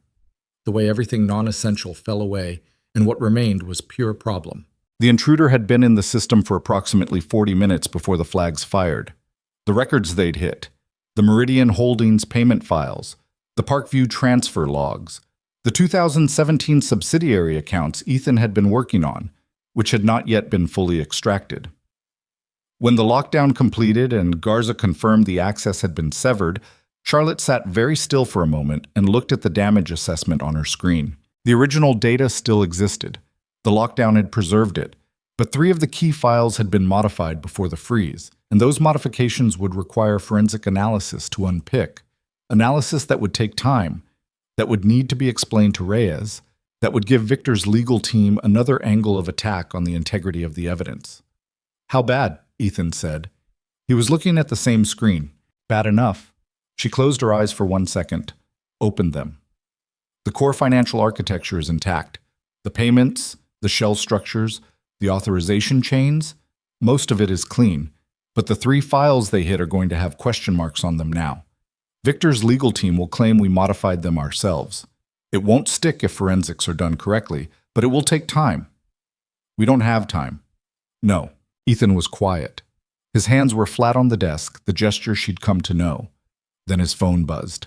He looked at it. He didn't say anything for a moment, just looked at the screen with an expression she couldn't read. He handed her the phone. It was a text from an unknown number. A photograph, blurry and taken at distance but unmistakable. Charlotte and Ethan in Catherine Reed's living room. The box on the table, Charlotte holding the file folder. Underneath the photograph, a line of text. She was never there. Neither were you. Tell her to ask her attorney who retained her services originally. Charlotte read it twice. The cold in her chest spread. Tell her to ask her attorney who retained her services originally. She stood very still. Her attorney? Diane, who'd been the one to review the original contract, who Charlotte had called at 7 a.m. 3 weeks ago, whom Charlotte had trusted because Diane had been working freelance compliance with her for 2 years, had been a known quantity, She thought about how easily Diane had been available on such short notice, how few questions Diane had asked about the unusual arrangement, how Diane had called the contract quite favorable in a way that Charlotte had taken as professional assessment, but which could, reread with different eyes, be the assessment of someone who already knew exactly what the terms were going to be. No, she said. Ethan watched her face. No, she said again, more quietly. Her voice doing something she was not going to allow. No, Diane has been... She stopped, pressed her fingers to her mouth for 1 second, took her hand away. Diane has been my attorney for 2 years. She's the one who... She couldn't finish the sentence because finishing it meant completing a picture she wasn't ready to look at. Charlotte, Ethan's voice was very quiet. If Diane was retained by Victor's network, Charlotte said, and her voice was completely flat now, all the way flat. Then she knew about the arrangement before I called her. She knew what the contract would say. She was positioned to be my attorney before I even knew I needed one. She picked up her own phone, stared at Diane's contact. That means the call I made at 7 a.m. on day 1 wasn't to someone I chose. It was to someone who was already waiting for me to choose her. Which means Victor didn't just try to buy you last week, Ethan said. He was inside your professional circle before we began. He didn't have to buy me, Charlotte said. He already had someone next to me. The office was very still. The city outside in the rain. The two of them standing in the aftermath of it. What did you tell Diane? Ethan said. Not accusatory, just the question that needed asking. Charlotte's mind moved back through 3 weeks of conversations. Strategy sessions, document reviews. 3 phone calls where she'd briefed Diane on what she was finding, framed as legal check-ins, because that was what you did with your attorney, and she'd had no reason. The Meridian Holdings connection, she said. I told her about it on day 11, and about Parkview 2 days later. She looked at Ethan. And about Catherine Reed. I mentioned that we were looking for the CFO's widow as a possible source. I told her. She stopped. The timing of Victor's phone call. The way he'd known, specifically, how far she'd gotten. He didn't need surveillance, she said. He had a direct line. The weight of it settled over everything. 3 weeks of work, 3 weeks of careful maneuvering, every advantage they'd thought they were building. And Diane had been sitting at the center of it, feeding what she needed to feed, positioned there before the beginning. Charlotte's phone buzzed. A text from Diane's number. I'm sorry. I didn't have a choice. He has something on me. Meet me tomorrow morning, 7 a.m., the place you like. I'll explain everything, please. Charlotte stared at the text. And then something happened in her face that Ethan watched without moving. A sequence of expressions she couldn't fully control, moving through shock and betrayal and the specific devastation of having trusted someone in a period of her life when trust had already been nearly exhausted. And then, underneath all of that, something else coming up through the damage. Something harder and colder and more deliberate. The thing that had kept her functional for 4 years. The thing that had kept her working at 3 a.m. in a Washington Heights apartment when the easier choice was to stop. She texted back, I'll be there. She set the phone down. She looked at Ethan, and her voice when it came was steady and had a quality he hadn't heard in it before. Not the professional flatness she used to manage emotion, but something beyond that. The sound of a person who has decided to become something the situation requires. Victor thinks he's just broken us open, she said. He thinks we're going to spend the next 12 hours in damage control. She picked up her phone. He's wrong. Diane isn't just a liability. She's a direct line back to him, and she just told us she's scared. She met Ethan's eyes. Scared people make mistakes when they think they're being thrown a lifeline. You want to use her, Ethan said. I want to give her a reason to turn, Charlotte said. Victor has something on her, she said, which means she's not loyal. She's trapped. Trapped people turn when someone opens a door. She looked at the phone, at the text, at the damage around them. We have 24 hours before the board meeting and federal evidence in legal limbo and a compromised attorney and a man who has been trying to kill people who know too much about him for a decade. It's not that she paused. So we're going to do something he hasn't planned for. Which is, we're going to stop defending, Charlotte said, and we're going to hit him before he hits us. Everything at once. Tomorrow morning. She looked at Ethan. But I need to know if you trust me. Not the contract version, not the arrangement version. She held his gaze. I need to know if you trust me with all of it, because what I'm thinking requires you to put things in my hands that I could use to hurt you if I wanted to. The office was very still. Ethan Vale looked at Charlotte Mercer across the wreckage of the evening, and the careful distance he'd maintained for 3 weeks was gone from his face completely. All the managed composure and controlled reveals, gone. What was underneath was tired and real and entirely clear. Yes, he said, without hesitation. Charlotte nodded once. Then call Webb, she said. Tell him to clear his morning and get me everything your father was working on before he didn't sleep. Charlotte knew because she didn't either. And at some point around 2 a.m, she came out of her room to get water and saw the light under his office door and heard the low, steady sound of him on the phone, talking to someone in a voice too quiet to make out the words, but with a cadence that told her he was giving instructions, not receiving them. She stood in the hallway for a moment in the dark and listened to the shape of it and then went back to her room and kept working. By 3 a.m, she had the outline of what she needed. By 4, she had the pieces. By 5, she was ready, or as ready as someone could be standing at the edge of something that had no guaranteed outcome, with 24 hours of compressed chaos in her body and the specific clarity that only comes when you've run out of options, and what's left is the one thing you've been building toward without knowing it. At 5:30, she knocked on Ethan's office door. "Come in," he said immediately. Not the voice of someone she'd woken, the voice of someone who'd been waiting. He was at his desk with 4 separate documents spread in front of him and his laptop open to a financial archive and a legal pad covered in handwriting that was tighter and more compressed than his usual. The handwriting of someone who'd been pushing their concentration past its normal limits. He looked up at her. His face was exhausted in a way he wasn't trying to manage anymore.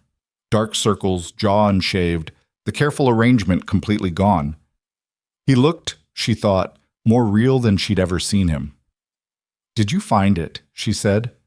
He picked up a manila envelope from the corner of the desk and held it out.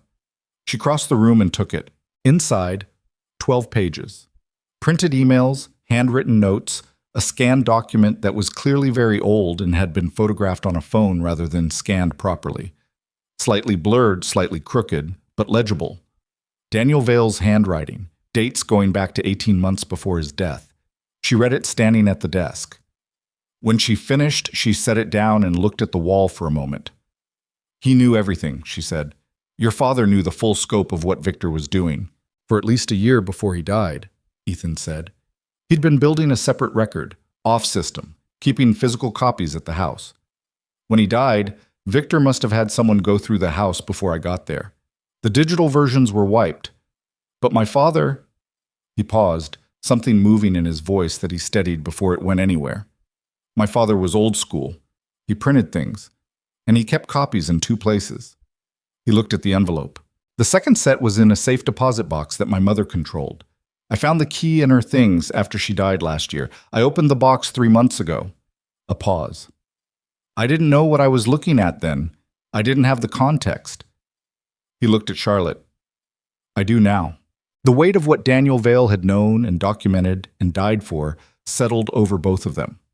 Charlotte put the pages back in the envelope. "This goes to Reyes," she said. "This morning. Separate from the frozen documentation. This is private personal papers, not corporate records. Victor's injunction has no reach over it." She set the envelope on the desk. "Combined with what Reyes already has from Reed's files, even with the injunction delaying the corporate records, this is enough for an arrest warrant." "Webb says Reyes can't move on an arrest before the board meeting," Ethan said. "Timing and procedure. Reyes can't, but Reyes told us there are parallel lines of investigation already open." Charlotte looked at him. "I think the FBI has been building a case independently. I think what we gave Reyes triggered a coordination conversation that was already in progress. I think there are more people in this network than just Victor and Hargrove, and the federal apparatus has been working its way toward this for longer than we know." "You think?" "I think," she said. "I don't know, but I'm going to find out at 7 a.m. Ethan looked at her. "Diane. Diane." The coffee shop was the same one. The corner in Midtown, red vinyl booths, fluorescent lights that buzzed. It had been 3 weeks since Charlotte had sat across from Ethan Vale in this room and agreed to a contract that was supposed to be simple, and the woman who had shaken his hand in this place felt, this morning, like someone she'd known a long time ago. Diane was already there when Charlotte arrived, sitting in a back booth with her hands wrapped around a mug and her face arranged in the composure of someone who was working very hard at composure. She was smaller than usual, somehow, the specific shrinking of a person who knows they've done something and is waiting for the consequence. She looked up when Charlotte came in, and for a moment her expression broke open with something that might have been relief or might have been guilt, and then she looked past Charlotte at the door and the relief curdled. Ethan came in behind Charlotte. Diane looked at Charlotte. "You brought him." Yes, sis, Charlotte said. She sat down across from Diane. Ethan positioned himself at the end of the booth, not blocking the exit. Deliberately not, because this needed to feel like a conversation and not a cage. "Talk," Charlotte said. Diane looked between them. She picked up her mug and put it down without drinking.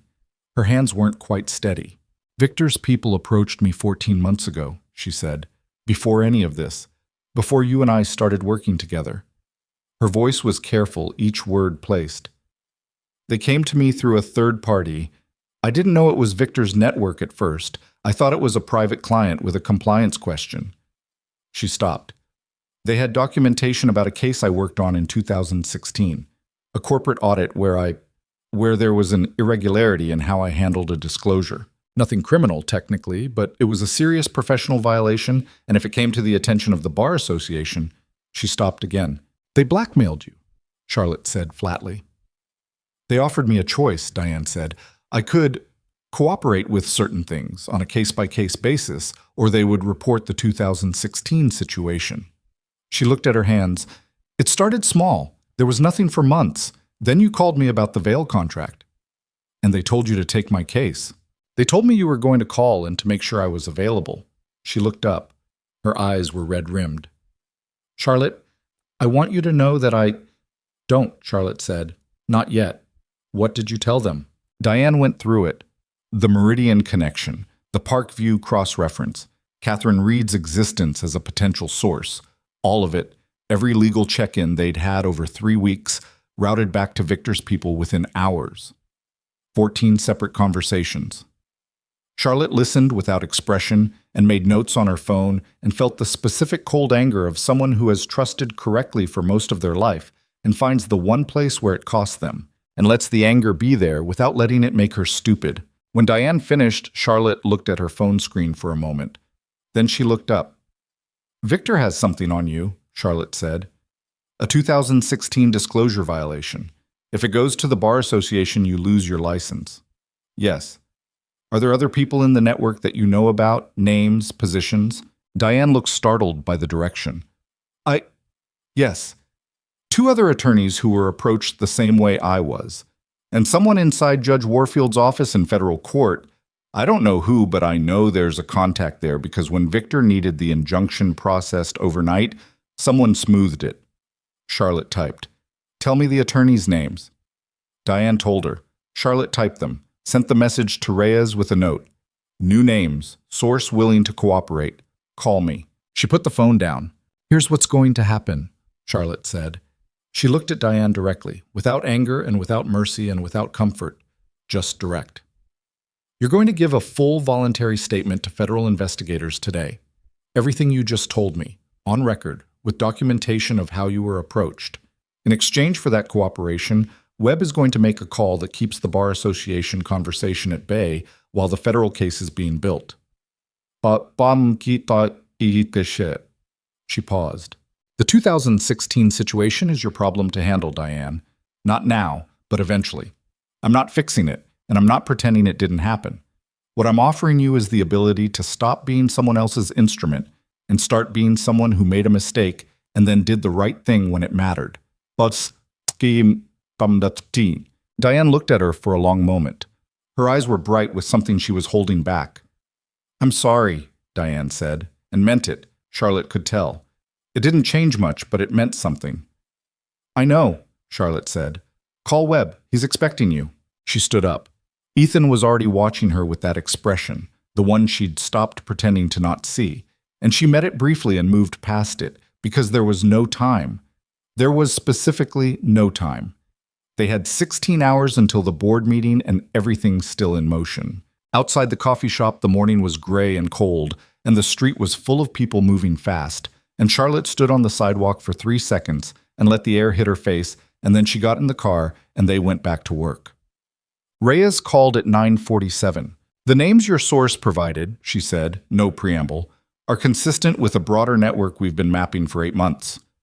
One of the attorneys has already been identified in a separate investigation. This is significant, Ms. Mercer." A pause that had a different quality than her previous pauses. Something opening in it rather than closing. "I need you to understand that what I'm about to tell you is off the record, and I will deny having said it if anyone asks." "Understood," Charlotte said. "There is an active FBI investigation into Victor Vail that has been running parallel to our own inquiry. It predates your involvement by approximately 14 months. It originated from a suspicious activity report filed by a foreign bank regarding offshore transfers." Another pause. "The documentation you provided last week, combined with your source's testimony today, has given us a bridge between our evidence and theirs that we have been missing. We were close, Miss Mercer. You just closed the gap. Charlotte closed her eyes for 1 second. The board meeting is in 15 hours, she said. I'm aware. Reyes's voice was careful. I cannot promise you an arrest warrant before that meeting. The interagency coordination alone takes... I don't need an arrest warrant before the meeting, Charlotte said. I need Victor to know that one is coming. I need him to know that whatever happens in that boardroom today, the walls are already closing. She paused. Can you give me that? Not the warrant, just confirmation from a federal attorney that the investigation is active and that Victor Vale is a named subject. A very long pause. Ms. Mercer, Reyes said carefully, if someone were to make a general inquiry to a federal attorney regarding the status of an ongoing financial crimes investigation, and if that attorney were to respond in a way that was technically consistent with public information guidelines while being strategically timed, she stopped.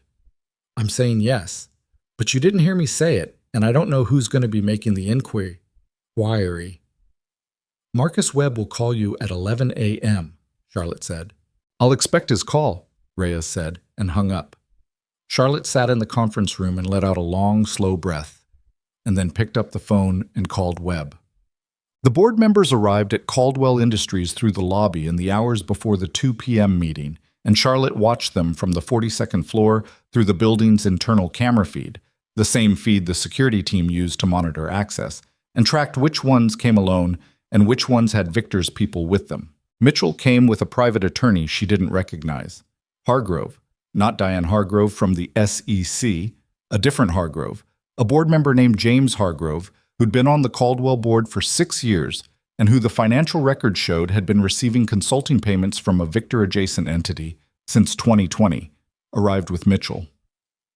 They stood in the lobby for 3 minutes talking before they got in the elevator, and the body language was the body language of two people confirming a plan. Park came alone, looking uncomfortable. Delaney came with a newspaper under her arm, and the specific expression of someone who had not slept and had been spending the hours they hadn't slept, rethinking their position. Charlotte made a note about Delaney. At 12:30, she went into Ethan's office and told him what she'd observed. Delaney is reconsidering, she said. She doesn't look like someone who's locked in. Ethan was dressed now in the full boardroom presentation, charcoal suit, no tie, the version of himself that he wore when he needed the room to feel his authority and not just his name. It fit differently than it had 3 weeks ago, she thought. Something in the way he carried it had changed. Less armor, more weight. She was never fully Victor's, Ethan said. She's been on this board for 12 years. She knew my father. He paused. I want to talk to her before the meeting. You have 40 minutes.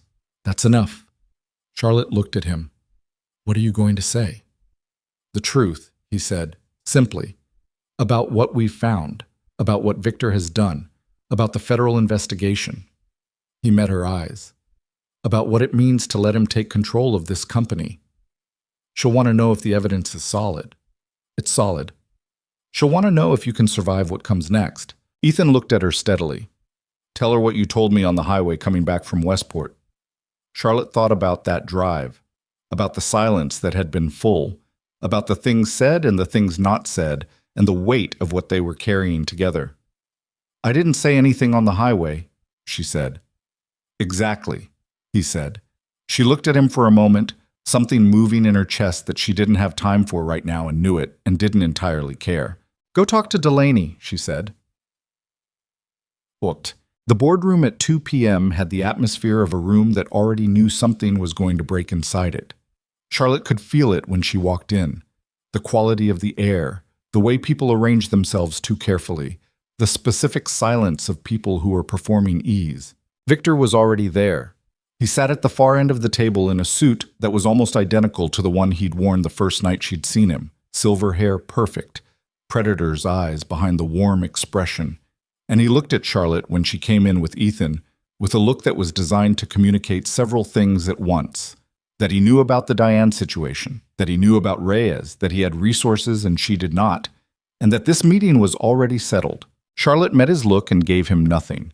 She sat at Ethan's right and put the briefcase on the table and folded her hands on top of it and waited. The 7 board members took their seats. Webb sat against the wall with two attorneys Charlotte didn't know, people Reyes had recommended from outside Victor's reach.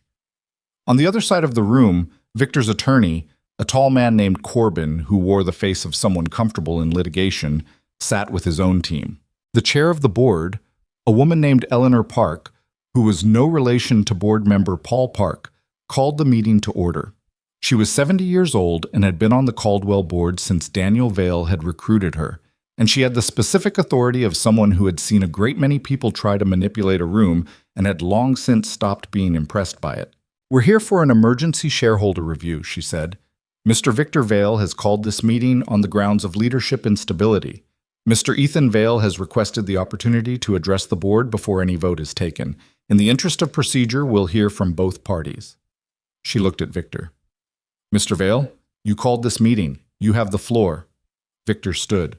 He was, Charlotte had to acknowledge, very good at this. He moved through the narrative with the ease of someone who had been building it for months.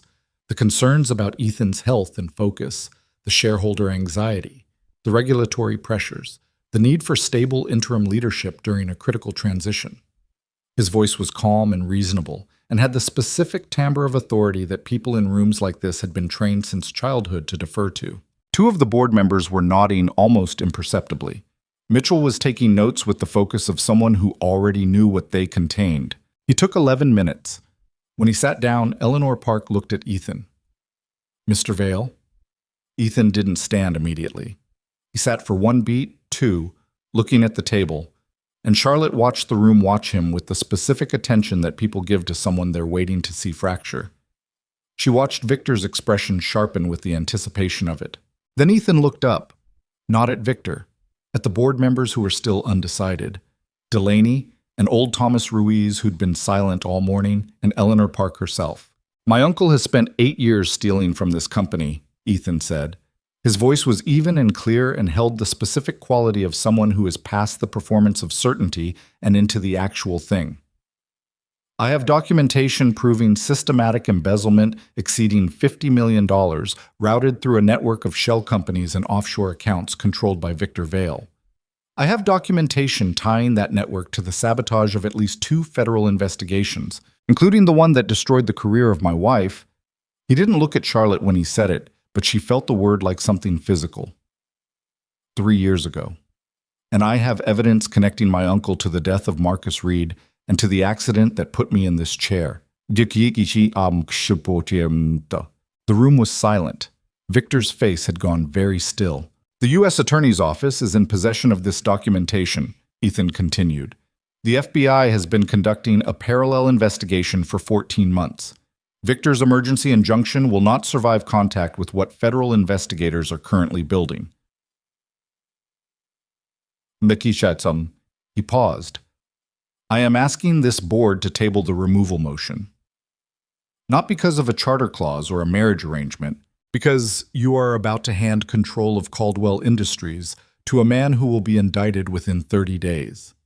He looked at Eleanor Park. "My father built this company. He died before he could protect it from what was being done to it from the inside. I'm asking you not to finish what my uncle started." The silence in the room lasted a long time. Victor broke it. "This is theater," he said. His voice was still controlled, but something had cracked in the warmth of it, something colder showing through. "Fabricated documentation, a federal process that hasn't produced an indictment, and a marriage that was designed from the beginning as a manipulation." He looked at Charlotte. She was brought in specifically to access records she had no legitimate right to see. Everything she's found is tainted by that access, and any federal case built on it is going to collapse. "Victor." Eleanor Park's voice cut across his with the sharpness of someone who has been quiet for too long and has decided to stop. "I've sat on this board for 19 years. I watched your brother build this company from a family firm into what it is now, and I have watched you for those 19 years. She looked at him with something very old in her face. Not hatred, but its cousin, the specific grief of having known someone long enough to see what they actually were. "Sit down." Victor looked at her. "Sit. Down." He sat. Charlotte opened the briefcase. She pulled out the document sets, the ones from Reed's box that had been legally obtained from a private source, outside the scope of the injunction, the same files Webb had confirmed with 2 independent attorneys were clean. She distributed them around the table. The injunction covers corporate financial records, Charlotte said. Her voice was steady, and she kept it that way by will alone, because her hands weren't entirely steady, and she could feel her heartbeat in her throat, and her body was running on 18 hours of no sleep, and the kind of compressed adrenaline that eventually called in its debts, and she was not going to let any of that be visible in this room. What you have in front of you comes from Marcus Reed's personal files, maintained at his private residence, provided voluntarily by his widow. It is outside the scope of any injunction. She looked at the board members reading the pages. What you're looking at is a decade of financial crimes. The authorization signatures are Victor's. The offshore accounts are in his name. The shell companies trace to entities he controls. She paused. There is no version of this where Victor Vale is not the subject of a federal indictment. The only question before this board is whether Caldwell Industries is represented in that process by someone trying to expose it or someone trying to bury it further. Mom, The board members were reading. Delaney turned a page and stopped, looked at a figure, turned back, checked something, looked again. Paul Park was pale.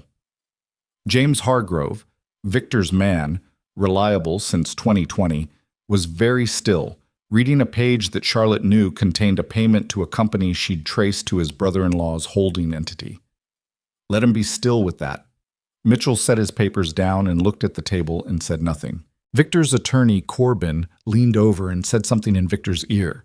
Victor's jaw tightened. He said something back that Charlotte couldn't hear. Corbin said something else. Victor turned to look at his attorney with an expression that was no longer performing anything at all. Eleanor Park finished reading. She set the documents down.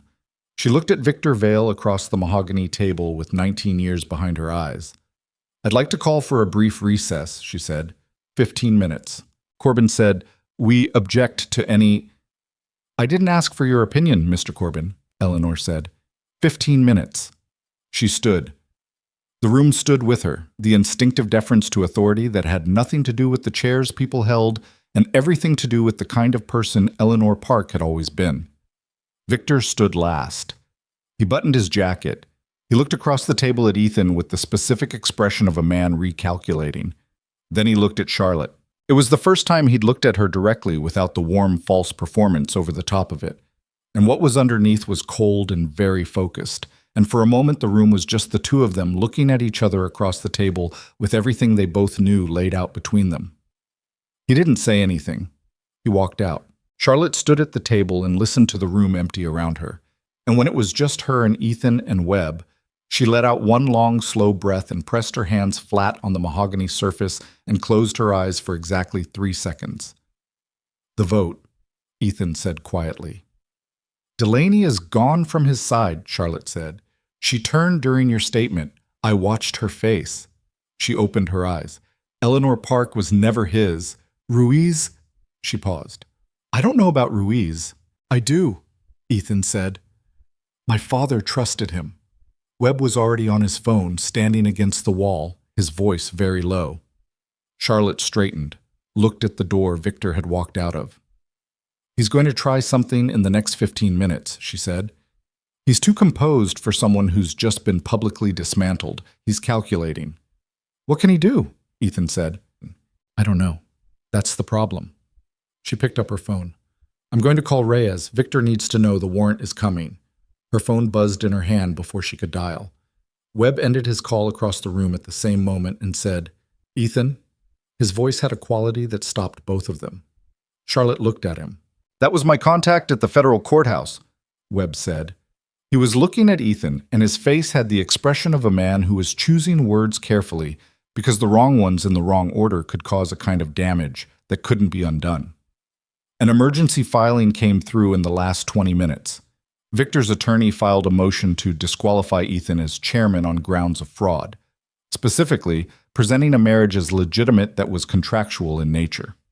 He paused. They have an affidavit from someone with direct knowledge of the contract's terms. He stopped. The room was very still. Charlotte's phone was in her hand. Diane, she said. Her voice didn't change. Not Diane, Webb said. He met Charlotte's eyes. The affidavit is from Charlotte Mercer's former supervisor at the SEC, Dennis Brennan.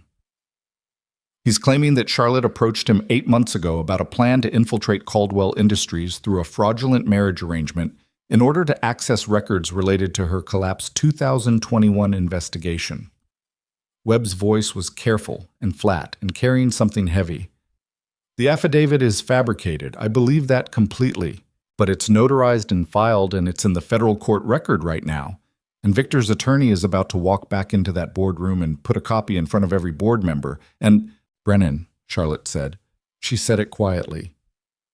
The way you say a word when you've known it was coming on some level, and the arrival of it doesn't surprise you, but lands in you anyway, the way things land that you've braced for and still feel completely.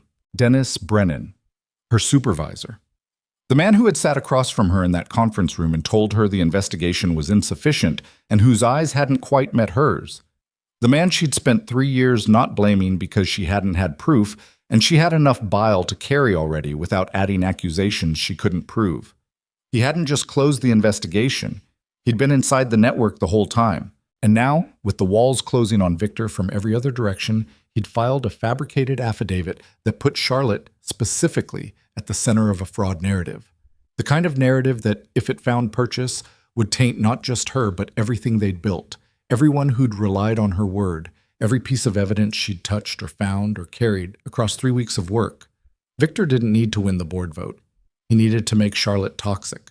She stood in the boardroom with 15 minutes on the clock and Brennan's name in her mouth, and everything they'd built suddenly standing on a foundation that someone was trying to dissolve beneath them. And she thought about 4 years of being right about something important and being punished for it. And she thought about Catherine Reed's living room and Diane's red-rimmed eyes and Ethan's voice saying yes without hesitation when she asked if he trusted her. She looked at Ethan. His face was very still, reading her. She looked at Webb. How long do we have before Corbin walks back in? 12 minutes, maybe less. Can Reyes move on Brennan? Not without... Can she move on Brennan? Charlotte said again, harder. Webb was already calling. Charlotte turned to Ethan. The affidavit is fabricated, which means there are inconsistencies in it. Dates, contexts, details that didn't happen the way he says they happened. If we can identify the specific false claims fast enough, we can put a rebuttal document in front of the board before Corbin finishes distributing his copies. How fast? Ethan said. I need the affidavit text. Now. Ethan was already on his phone to a contact at the courthouse.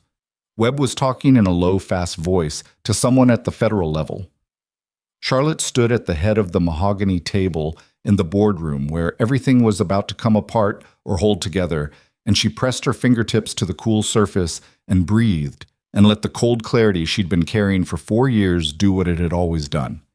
The door at the far end of the boardroom opened. Victor walked back in. He looked at Charlotte standing at the head of his table in his conference room, and his face did something small, a compression around the eyes, the specific expression of a man who has played a move he's confident in and is waiting to watch it land. And he walked to his chair and sat down and folded his hands in front of him like a man who had already won and was simply waiting for the paperwork. Charlotte looked at him. Her phone buzzed. Webb's contact, the affidavit text forwarded from the courthouse filing. She opened it. She read the first 3 paragraphs and found the first lie in the second sentence. She looked up at Ethan. I have it, she said. The board was filing back in. Corbin was moving toward the table with a stack of documents in his hand, Victor's tactical move ready to deploy, the fabricated affidavit that was supposed to make Charlotte Mercer untouchable and everything she'd found irrelevant, the final mechanism of a man who had survived for a decade by making sure that anyone who got close enough to the truth was... Charlotte read the second lie in the 4th paragraph. The affidavit claimed she had contacted Dennis Brennan in March of the previous year at a professional conference in Chicago, where she had allegedly laid out her plan to gain access to Caldwell Industries through a fraudulent marriage arrangement. March. Chicago.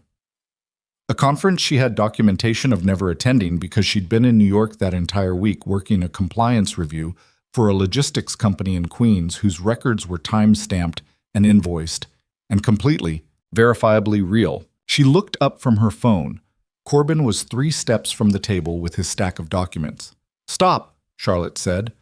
Her voice wasn't loud. It didn't need to be. It had the specific quality of a voice that has nothing left to lose and has therefore become very free, and that quality carries in a room the way loudness doesn't always manage to. Corbin stopped. The board members who'd been mid-conversation stopped. Eleanor Park, who had been moving to her chair, stopped and looked. Victor's face did something small and controlled. Charlotte looked at Eleanor Park. The affidavit Mr. Corbin is about to distribute contains a provably false claim in its fourth paragraph, she said. It states that I attended a professional conference in Chicago in March of last year. I have time-stamped billing records, a client contract, and a signed deliverable report placing me in New York for the entirety of that week. The affidavit was fabricated. She looked at Corbin. If you distribute a document you know to contain fabricated testimony in a formal board proceeding, that's not just a legal problem for your client. It's a problem for your license. Corbin's jaw tightened. He looked at Victor. Victor's expression gave him nothing. Charlotte's phone buzzed. She looked at it. Webb's number, a text. Reyes has Brennan. Picked up 20 minutes ago. Federal custody. Don't distribute anything yet. She wants you to hold. Charlotte looked at the text for 1 second. Then she looked up at the room. The man who signed that affidavit, she said. Dennis Brennan, former deputy director of the SEC's Eastern Division, was taken into federal custody approximately 20 minutes ago on charges related to the same financial network this board has been reading about for the last hour. She watched Victor's face do something she'd never seen it do before. A fracture, quick and deep, there and half-managed before anyone else in the room fully processed it. The affidavit is evidence of additional crimes, not of anything it claims about me. Corbin set the documents on the table beside him, not distributing them, just setting them down. The careful movement of a man creating legal distance between himself and a fire. Victor looked at Charlotte. The warmth was entirely gone from his face. What was underneath it, stripped of the performance, was something much older and much colder than charm. The face of a man who had been building and protecting and eliminating for a decade and was watching it come apart in a conference room on a Tuesday afternoon and was calculating, still calculating, because that was the only thing he knew how to do. He opened his mouth. The doors at the back of the boardroom opened. Two people walked in who were not board members and not attorneys, and whose particular quality of stillness and the specific cut of their clothes told everyone in the room what they were before they produced anything. The taller one looked at Victor. Mr. Vale, she said. I'm Special Agent Torres, FBI Financial Crimes Division. I have a warrant for your arrest on charges of wire fraud, securities fraud, money laundering, and conspiracy. She paused one beat. I also have a warrant to preserve all financial records on these premises pending a full federal audit. The boardroom was completely silent. Victor stood very still. Charlotte watched him. She'd expected something. Had braced herself for an eruption, for the performance of outrage, for the lawyerly deflection she'd seen him deploy in every other room. What she hadn't expected was what actually happened, which was that Victor Vale looked at the agent and then looked at the table and then looked briefly at Ethan. A look that lasted less than 2 seconds and contained something Charlotte couldn't name, some flicker of something that might have been, in a different man, in a different life. The ghost of something that was once between an uncle and a nephew, before the uncle made the choices he made. Then it was gone. I want my attorney, Victor said. Mr. Corbin is available, Torres said pleasantly, and nodded to the other agent. Charlotte watched them cross the room toward Victor, and she stood very still with her phone in her hand and felt something that was not triumph. It was too exhausted for triumph, too complicated, carrying too much weight from too many directions, but was something adjacent to it, closer to completion. The specific feeling of a mechanism that has been running and running finally coming to the end of its cycle. Ethan sat at the table and watched his uncle escorted out of the boardroom of the company Daniel Vale had built, and his face was very still and very tired and entirely open in a way Charlotte had never seen it be in a room full of other people. Eleanor Park sat down. She looked at the table for a moment, then she said, I'd like to call a formal vote on the removal motion. The vote was 4 against, 2 for, 1 abstention. Mitchell voted in favor. James Hargrove, whose brother-in-law's holding entity had appeared in the financial documents, abstained. Everyone else voted against. The motion failed. Ethan remained chairman of Caldwell Industries. The meeting adjourned in near silence, board members collecting their things and leaving in the specific hushed way that people leave rooms where something serious has happened and conversation feels like the wrong register. Webb was already on his phone in the corner. Torres's partner had stayed in the room to begin the records preservation process and was setting up a laptop on the conference table with efficient, unhurried movements. Charlotte stood at the window. The city was gray and wet outside, clouds low over the buildings.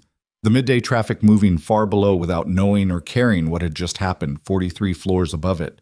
She stood with her hands loose at her sides and looked at it and let herself be still for the first time in 3 weeks. Ethan came up beside her. They stood at the window for a moment without speaking. "It's not over," he said. "No," she agreed. "The trial. The full federal process. Months, probably. Victor will fight every charge." "He will. And Brennan and Hargrove, there will be a full network to unpick. Other names." "Yes." He was quiet for a moment. "Are you okay?" She considered the question honestly, which was something she hadn't had the space to do for a long time. She took inventory, the exhaustion that had moved past physical into something deeper, the specific soreness of having carried a vigilance for so many consecutive hours that her body had forgotten what it felt like to put it down. And underneath all of that, something that was neither okay nor not okay, but was real and solid and pointed towards something rather than away from everything. "Ask me in a week," she said. He almost smiled. She saw it at the corner of his mouth. "Okay," he said, just that. The federal trial of Victor Vale began 4 months later and lasted 3 weeks. Charlotte testified on the second day. She sat in the witness box in a federal courtroom and looked at the prosecutor and answered questions in the clear, flat voice she'd been using in professional settings since she was 24 years old. And she described what she'd found in the Caldwell financial records and how she'd found it and what it connected to, and she did not look at Victor at the defense table until the cross-examination, when his attorney asked her whether her access to those records had been legitimate, and she looked at him then, at the attorney, not at Victor, and said yes, documented and verifiable. And if counsel wished to review the access authorization records, she could provide the exhibit number. Counsel did not pursue that line. Dennis Brennan testified on the 5th day. He'd agreed to cooperate with federal prosecutors in exchange for a reduced charge recommendation, the kind of calculation that Charlotte had spent 2 months being angry about before she decided that what mattered was what the testimony produced, not the terms under which it was given. Brennan looked smaller in the witness box than he had in her memory. He described his recruitment into Victor's network in 2019, the payments he'd received, the investigation he had deliberately undermined, and the fabricated affidavit he'd signed under Victor's direction. He described all of it in a voice that had the quality of someone who has been carrying something very heavy for a long time and is finally setting it down, even though the setting down is also a kind of punishment. Charlotte sat in the gallery and listened and felt the shape of 4 years rearrange itself. Not disappear, because that wasn't how things worked. The 4 years were still there and had cost what they'd cost, but rearranged into something that had a before and an after, a cause and a consequence, a shape that made sense even if the sense of it was bitter. Diane Hargrove from the SEC was indicted separately. She did not cooperate and her trial was pending at the time of Victor's verdict. James Hargrove. The board member resigned from Caldwell's board within 48 hours of Victor's arrest, and his attorney spent several weeks negotiating his own cooperation agreement with federal prosecutors. Diane, Charlotte's Diane, the attorney, gave her full statement to federal investigators, and Webb made the call that kept the Bar Association conversation at bay while the federal process ran. She and Charlotte did not speak again for a long time. Charlotte thought about her sometimes, the way you think about people who have hurt you in ways that were also, on some level, human, not forgiving exactly, not excusing, but understanding, which was different from both. The jury deliberated for 6 days. The verdict arrived on a Thursday afternoon, and Charlotte was sitting in the kitchen of the Caldwell penthouse eating toast. Actual toast. The ordinary kind, because she'd been eating normal food again for a month, and it still surprised her slightly to notice when Webb called and said 2 words. Guilty. All. She set down the toast. She sat with it for a moment, just sat. When Ethan came in 10 minutes later, he looked at her face and knew without asking. "All counts," she said. He sat down at the table across from her. The same kitchen where she'd stood 6 months ago with folders spread across the counter and told him about Meridian Holdings for the first time. The same table. Different people sitting at it, or the same people but changed, the way things change that have been through something serious together. "Sentencing is in 6 weeks, she said. "I know." "Victor will appeal." "He will," Ethan said. "He'll appeal for years. It's what he has left." He looked at the table. "It won't change the verdict." Charlotte looked at him. "How do you feel?" He looked up at her. The question, from her, meant something specific, and they both knew it. She was the person least likely to ask a question she wasn't prepared to hear answered honestly, and he was a man who had spent 6 months learning that honesty was less dangerous than he'd spent his life treating it. "Like I've been holding my breath for 3 years, he said, "and I don't quite know yet what to do with a chest full of air." She looked at him for a long moment. "You'll figure it out," she said. "Yeah," he said. "I think I will." Ich das. The 6-month contract had technically expired 3 weeks after Victor's arrest. Neither of them had mentioned it. The document sat in a desk drawer somewhere in the apartment and gathered the specific irrelevance of paperwork that no longer describes the situation it was designed to govern. Charlotte didn't leave. She didn't announce this or explain it. She simply continued to exist in the apartment, working, eating, arguing about whose turn it was to call the building super, about the heating system on the 14th floor that was everyone's problem, and one day she realized that the guest room she'd been staying in had her books on the shelves and her coffee in the cabinet, and her work spread across the secondary desk in a way that had the settled quality of permanence. And she looked at all of that and sat with what it meant for a while. It was Ethan who said it first, which surprised her, because she thought if anyone was going to name the thing directly, it was going to be her. She was the one who said things directly. He was the one who let actions do the work. But he said it first.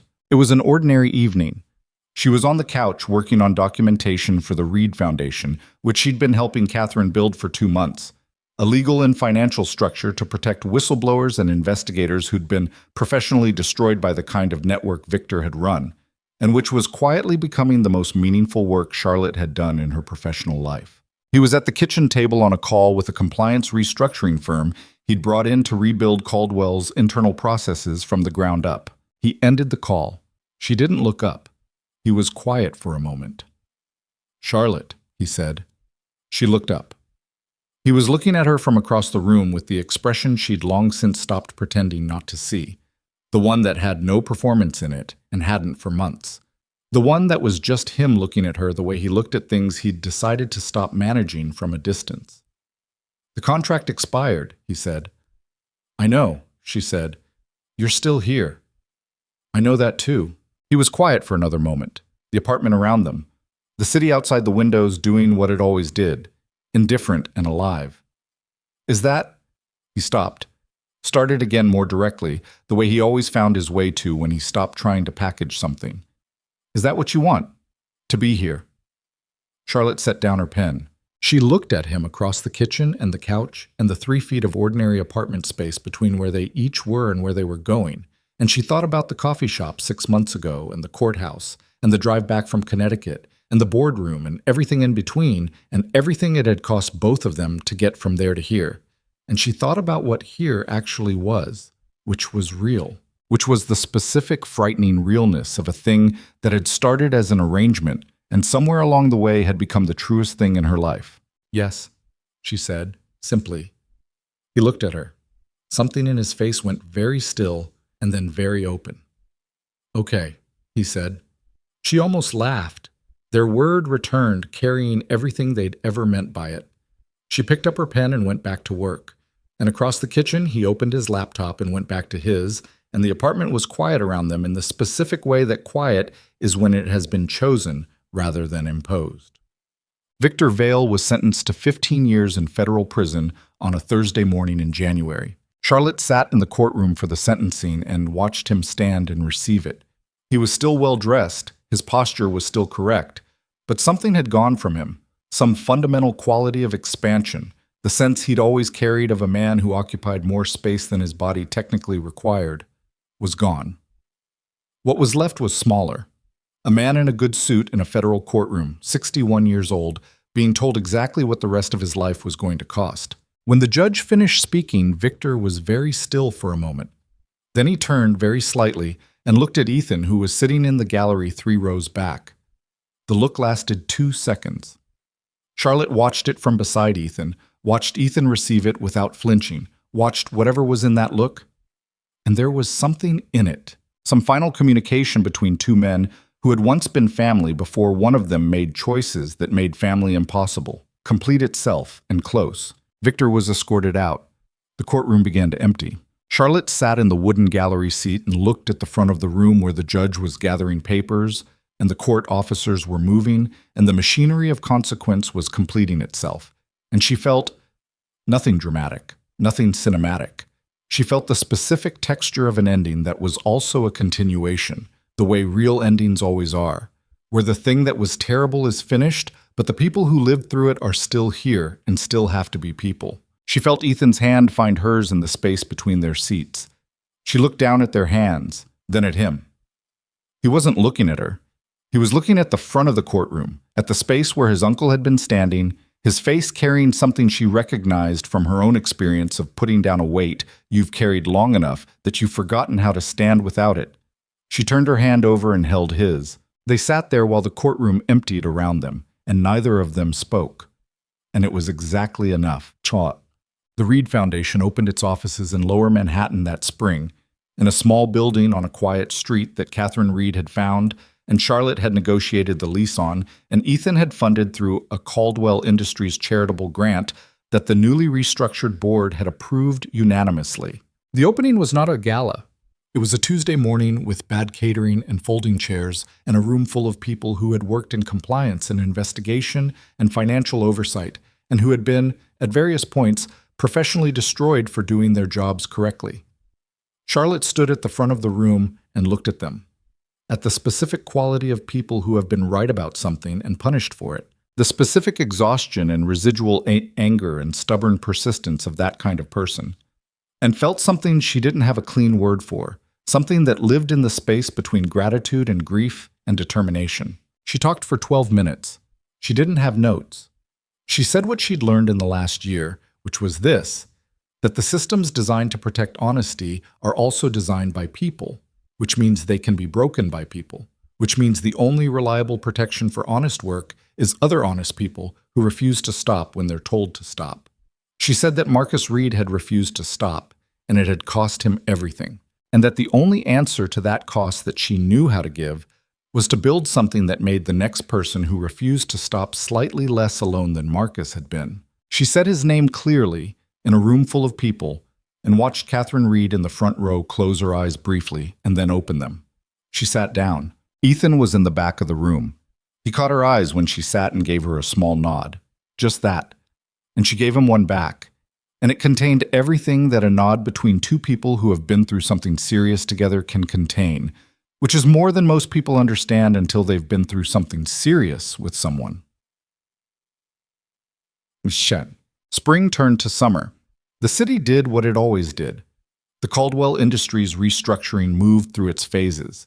New compliance infrastructure, new board appointments, a transparency audit that took 6 months and was the most uncomfortable thing the company had undergone since its founding, and at the end of which the company that emerged was smaller and slower and significantly more honest than the one Victor's network had been running. Ethan worked too many hours. Charlotte told him so periodically. He said he was aware of this, and she said awareness was not the same as changing, and he said she was right. And then he worked too many hours again because some things you know and still have to relearn. Charlotte took on 3 additional cases for the foundation in the first year. She developed a reputation, slowly and specifically, for being the person you called when you'd been professionally buried for finding something true, and she was meticulous and relentless and moderately terrible at paperwork and completely unwilling to let anything drop. And the cases she worked moved slowly through the processes they needed to move through. And sometimes they won, and sometimes they didn't. And the ones that didn't still mattered because someone had shown up. She forgot the anniversary of the contract. Not because it didn't mean anything, but because by the time the date came around again, she'd stopped measuring time in its intervals. One morning in late summer, she was standing at the kitchen counter, and Ethan came in and started the coffee, and they moved around each other in the kitchen in the practiced way of people who have been sharing a space long enough to have developed a choreography for it. And he handed her a mug, and she said thank you, and he said you're welcome. And it was completely ordinary and entirely deliberate, the kind of ordinary that takes work to get to and that people sometimes mistake for having always been there. She looked out the window at the city in the morning light. I want to get married again, she said. She'd been thinking it for a while. It had taken her this long to say it, not because she was uncertain, but because she'd wanted to be sure she was saying it for the right reason, which was not the contract and not the crisis and not gratitude or proximity, but the simple, durable, repeatedly tested conviction that this was the person she chose and would keep choosing. Ethan looked at her. The courthouse, he said. The same one, she said. No cameras, no board implications, no strategic purpose. Just, she said. He looked at her for a long moment with that expression. Then, okay. She turned back to the window. The city was the same city, 43 floors below, doing what it had always done.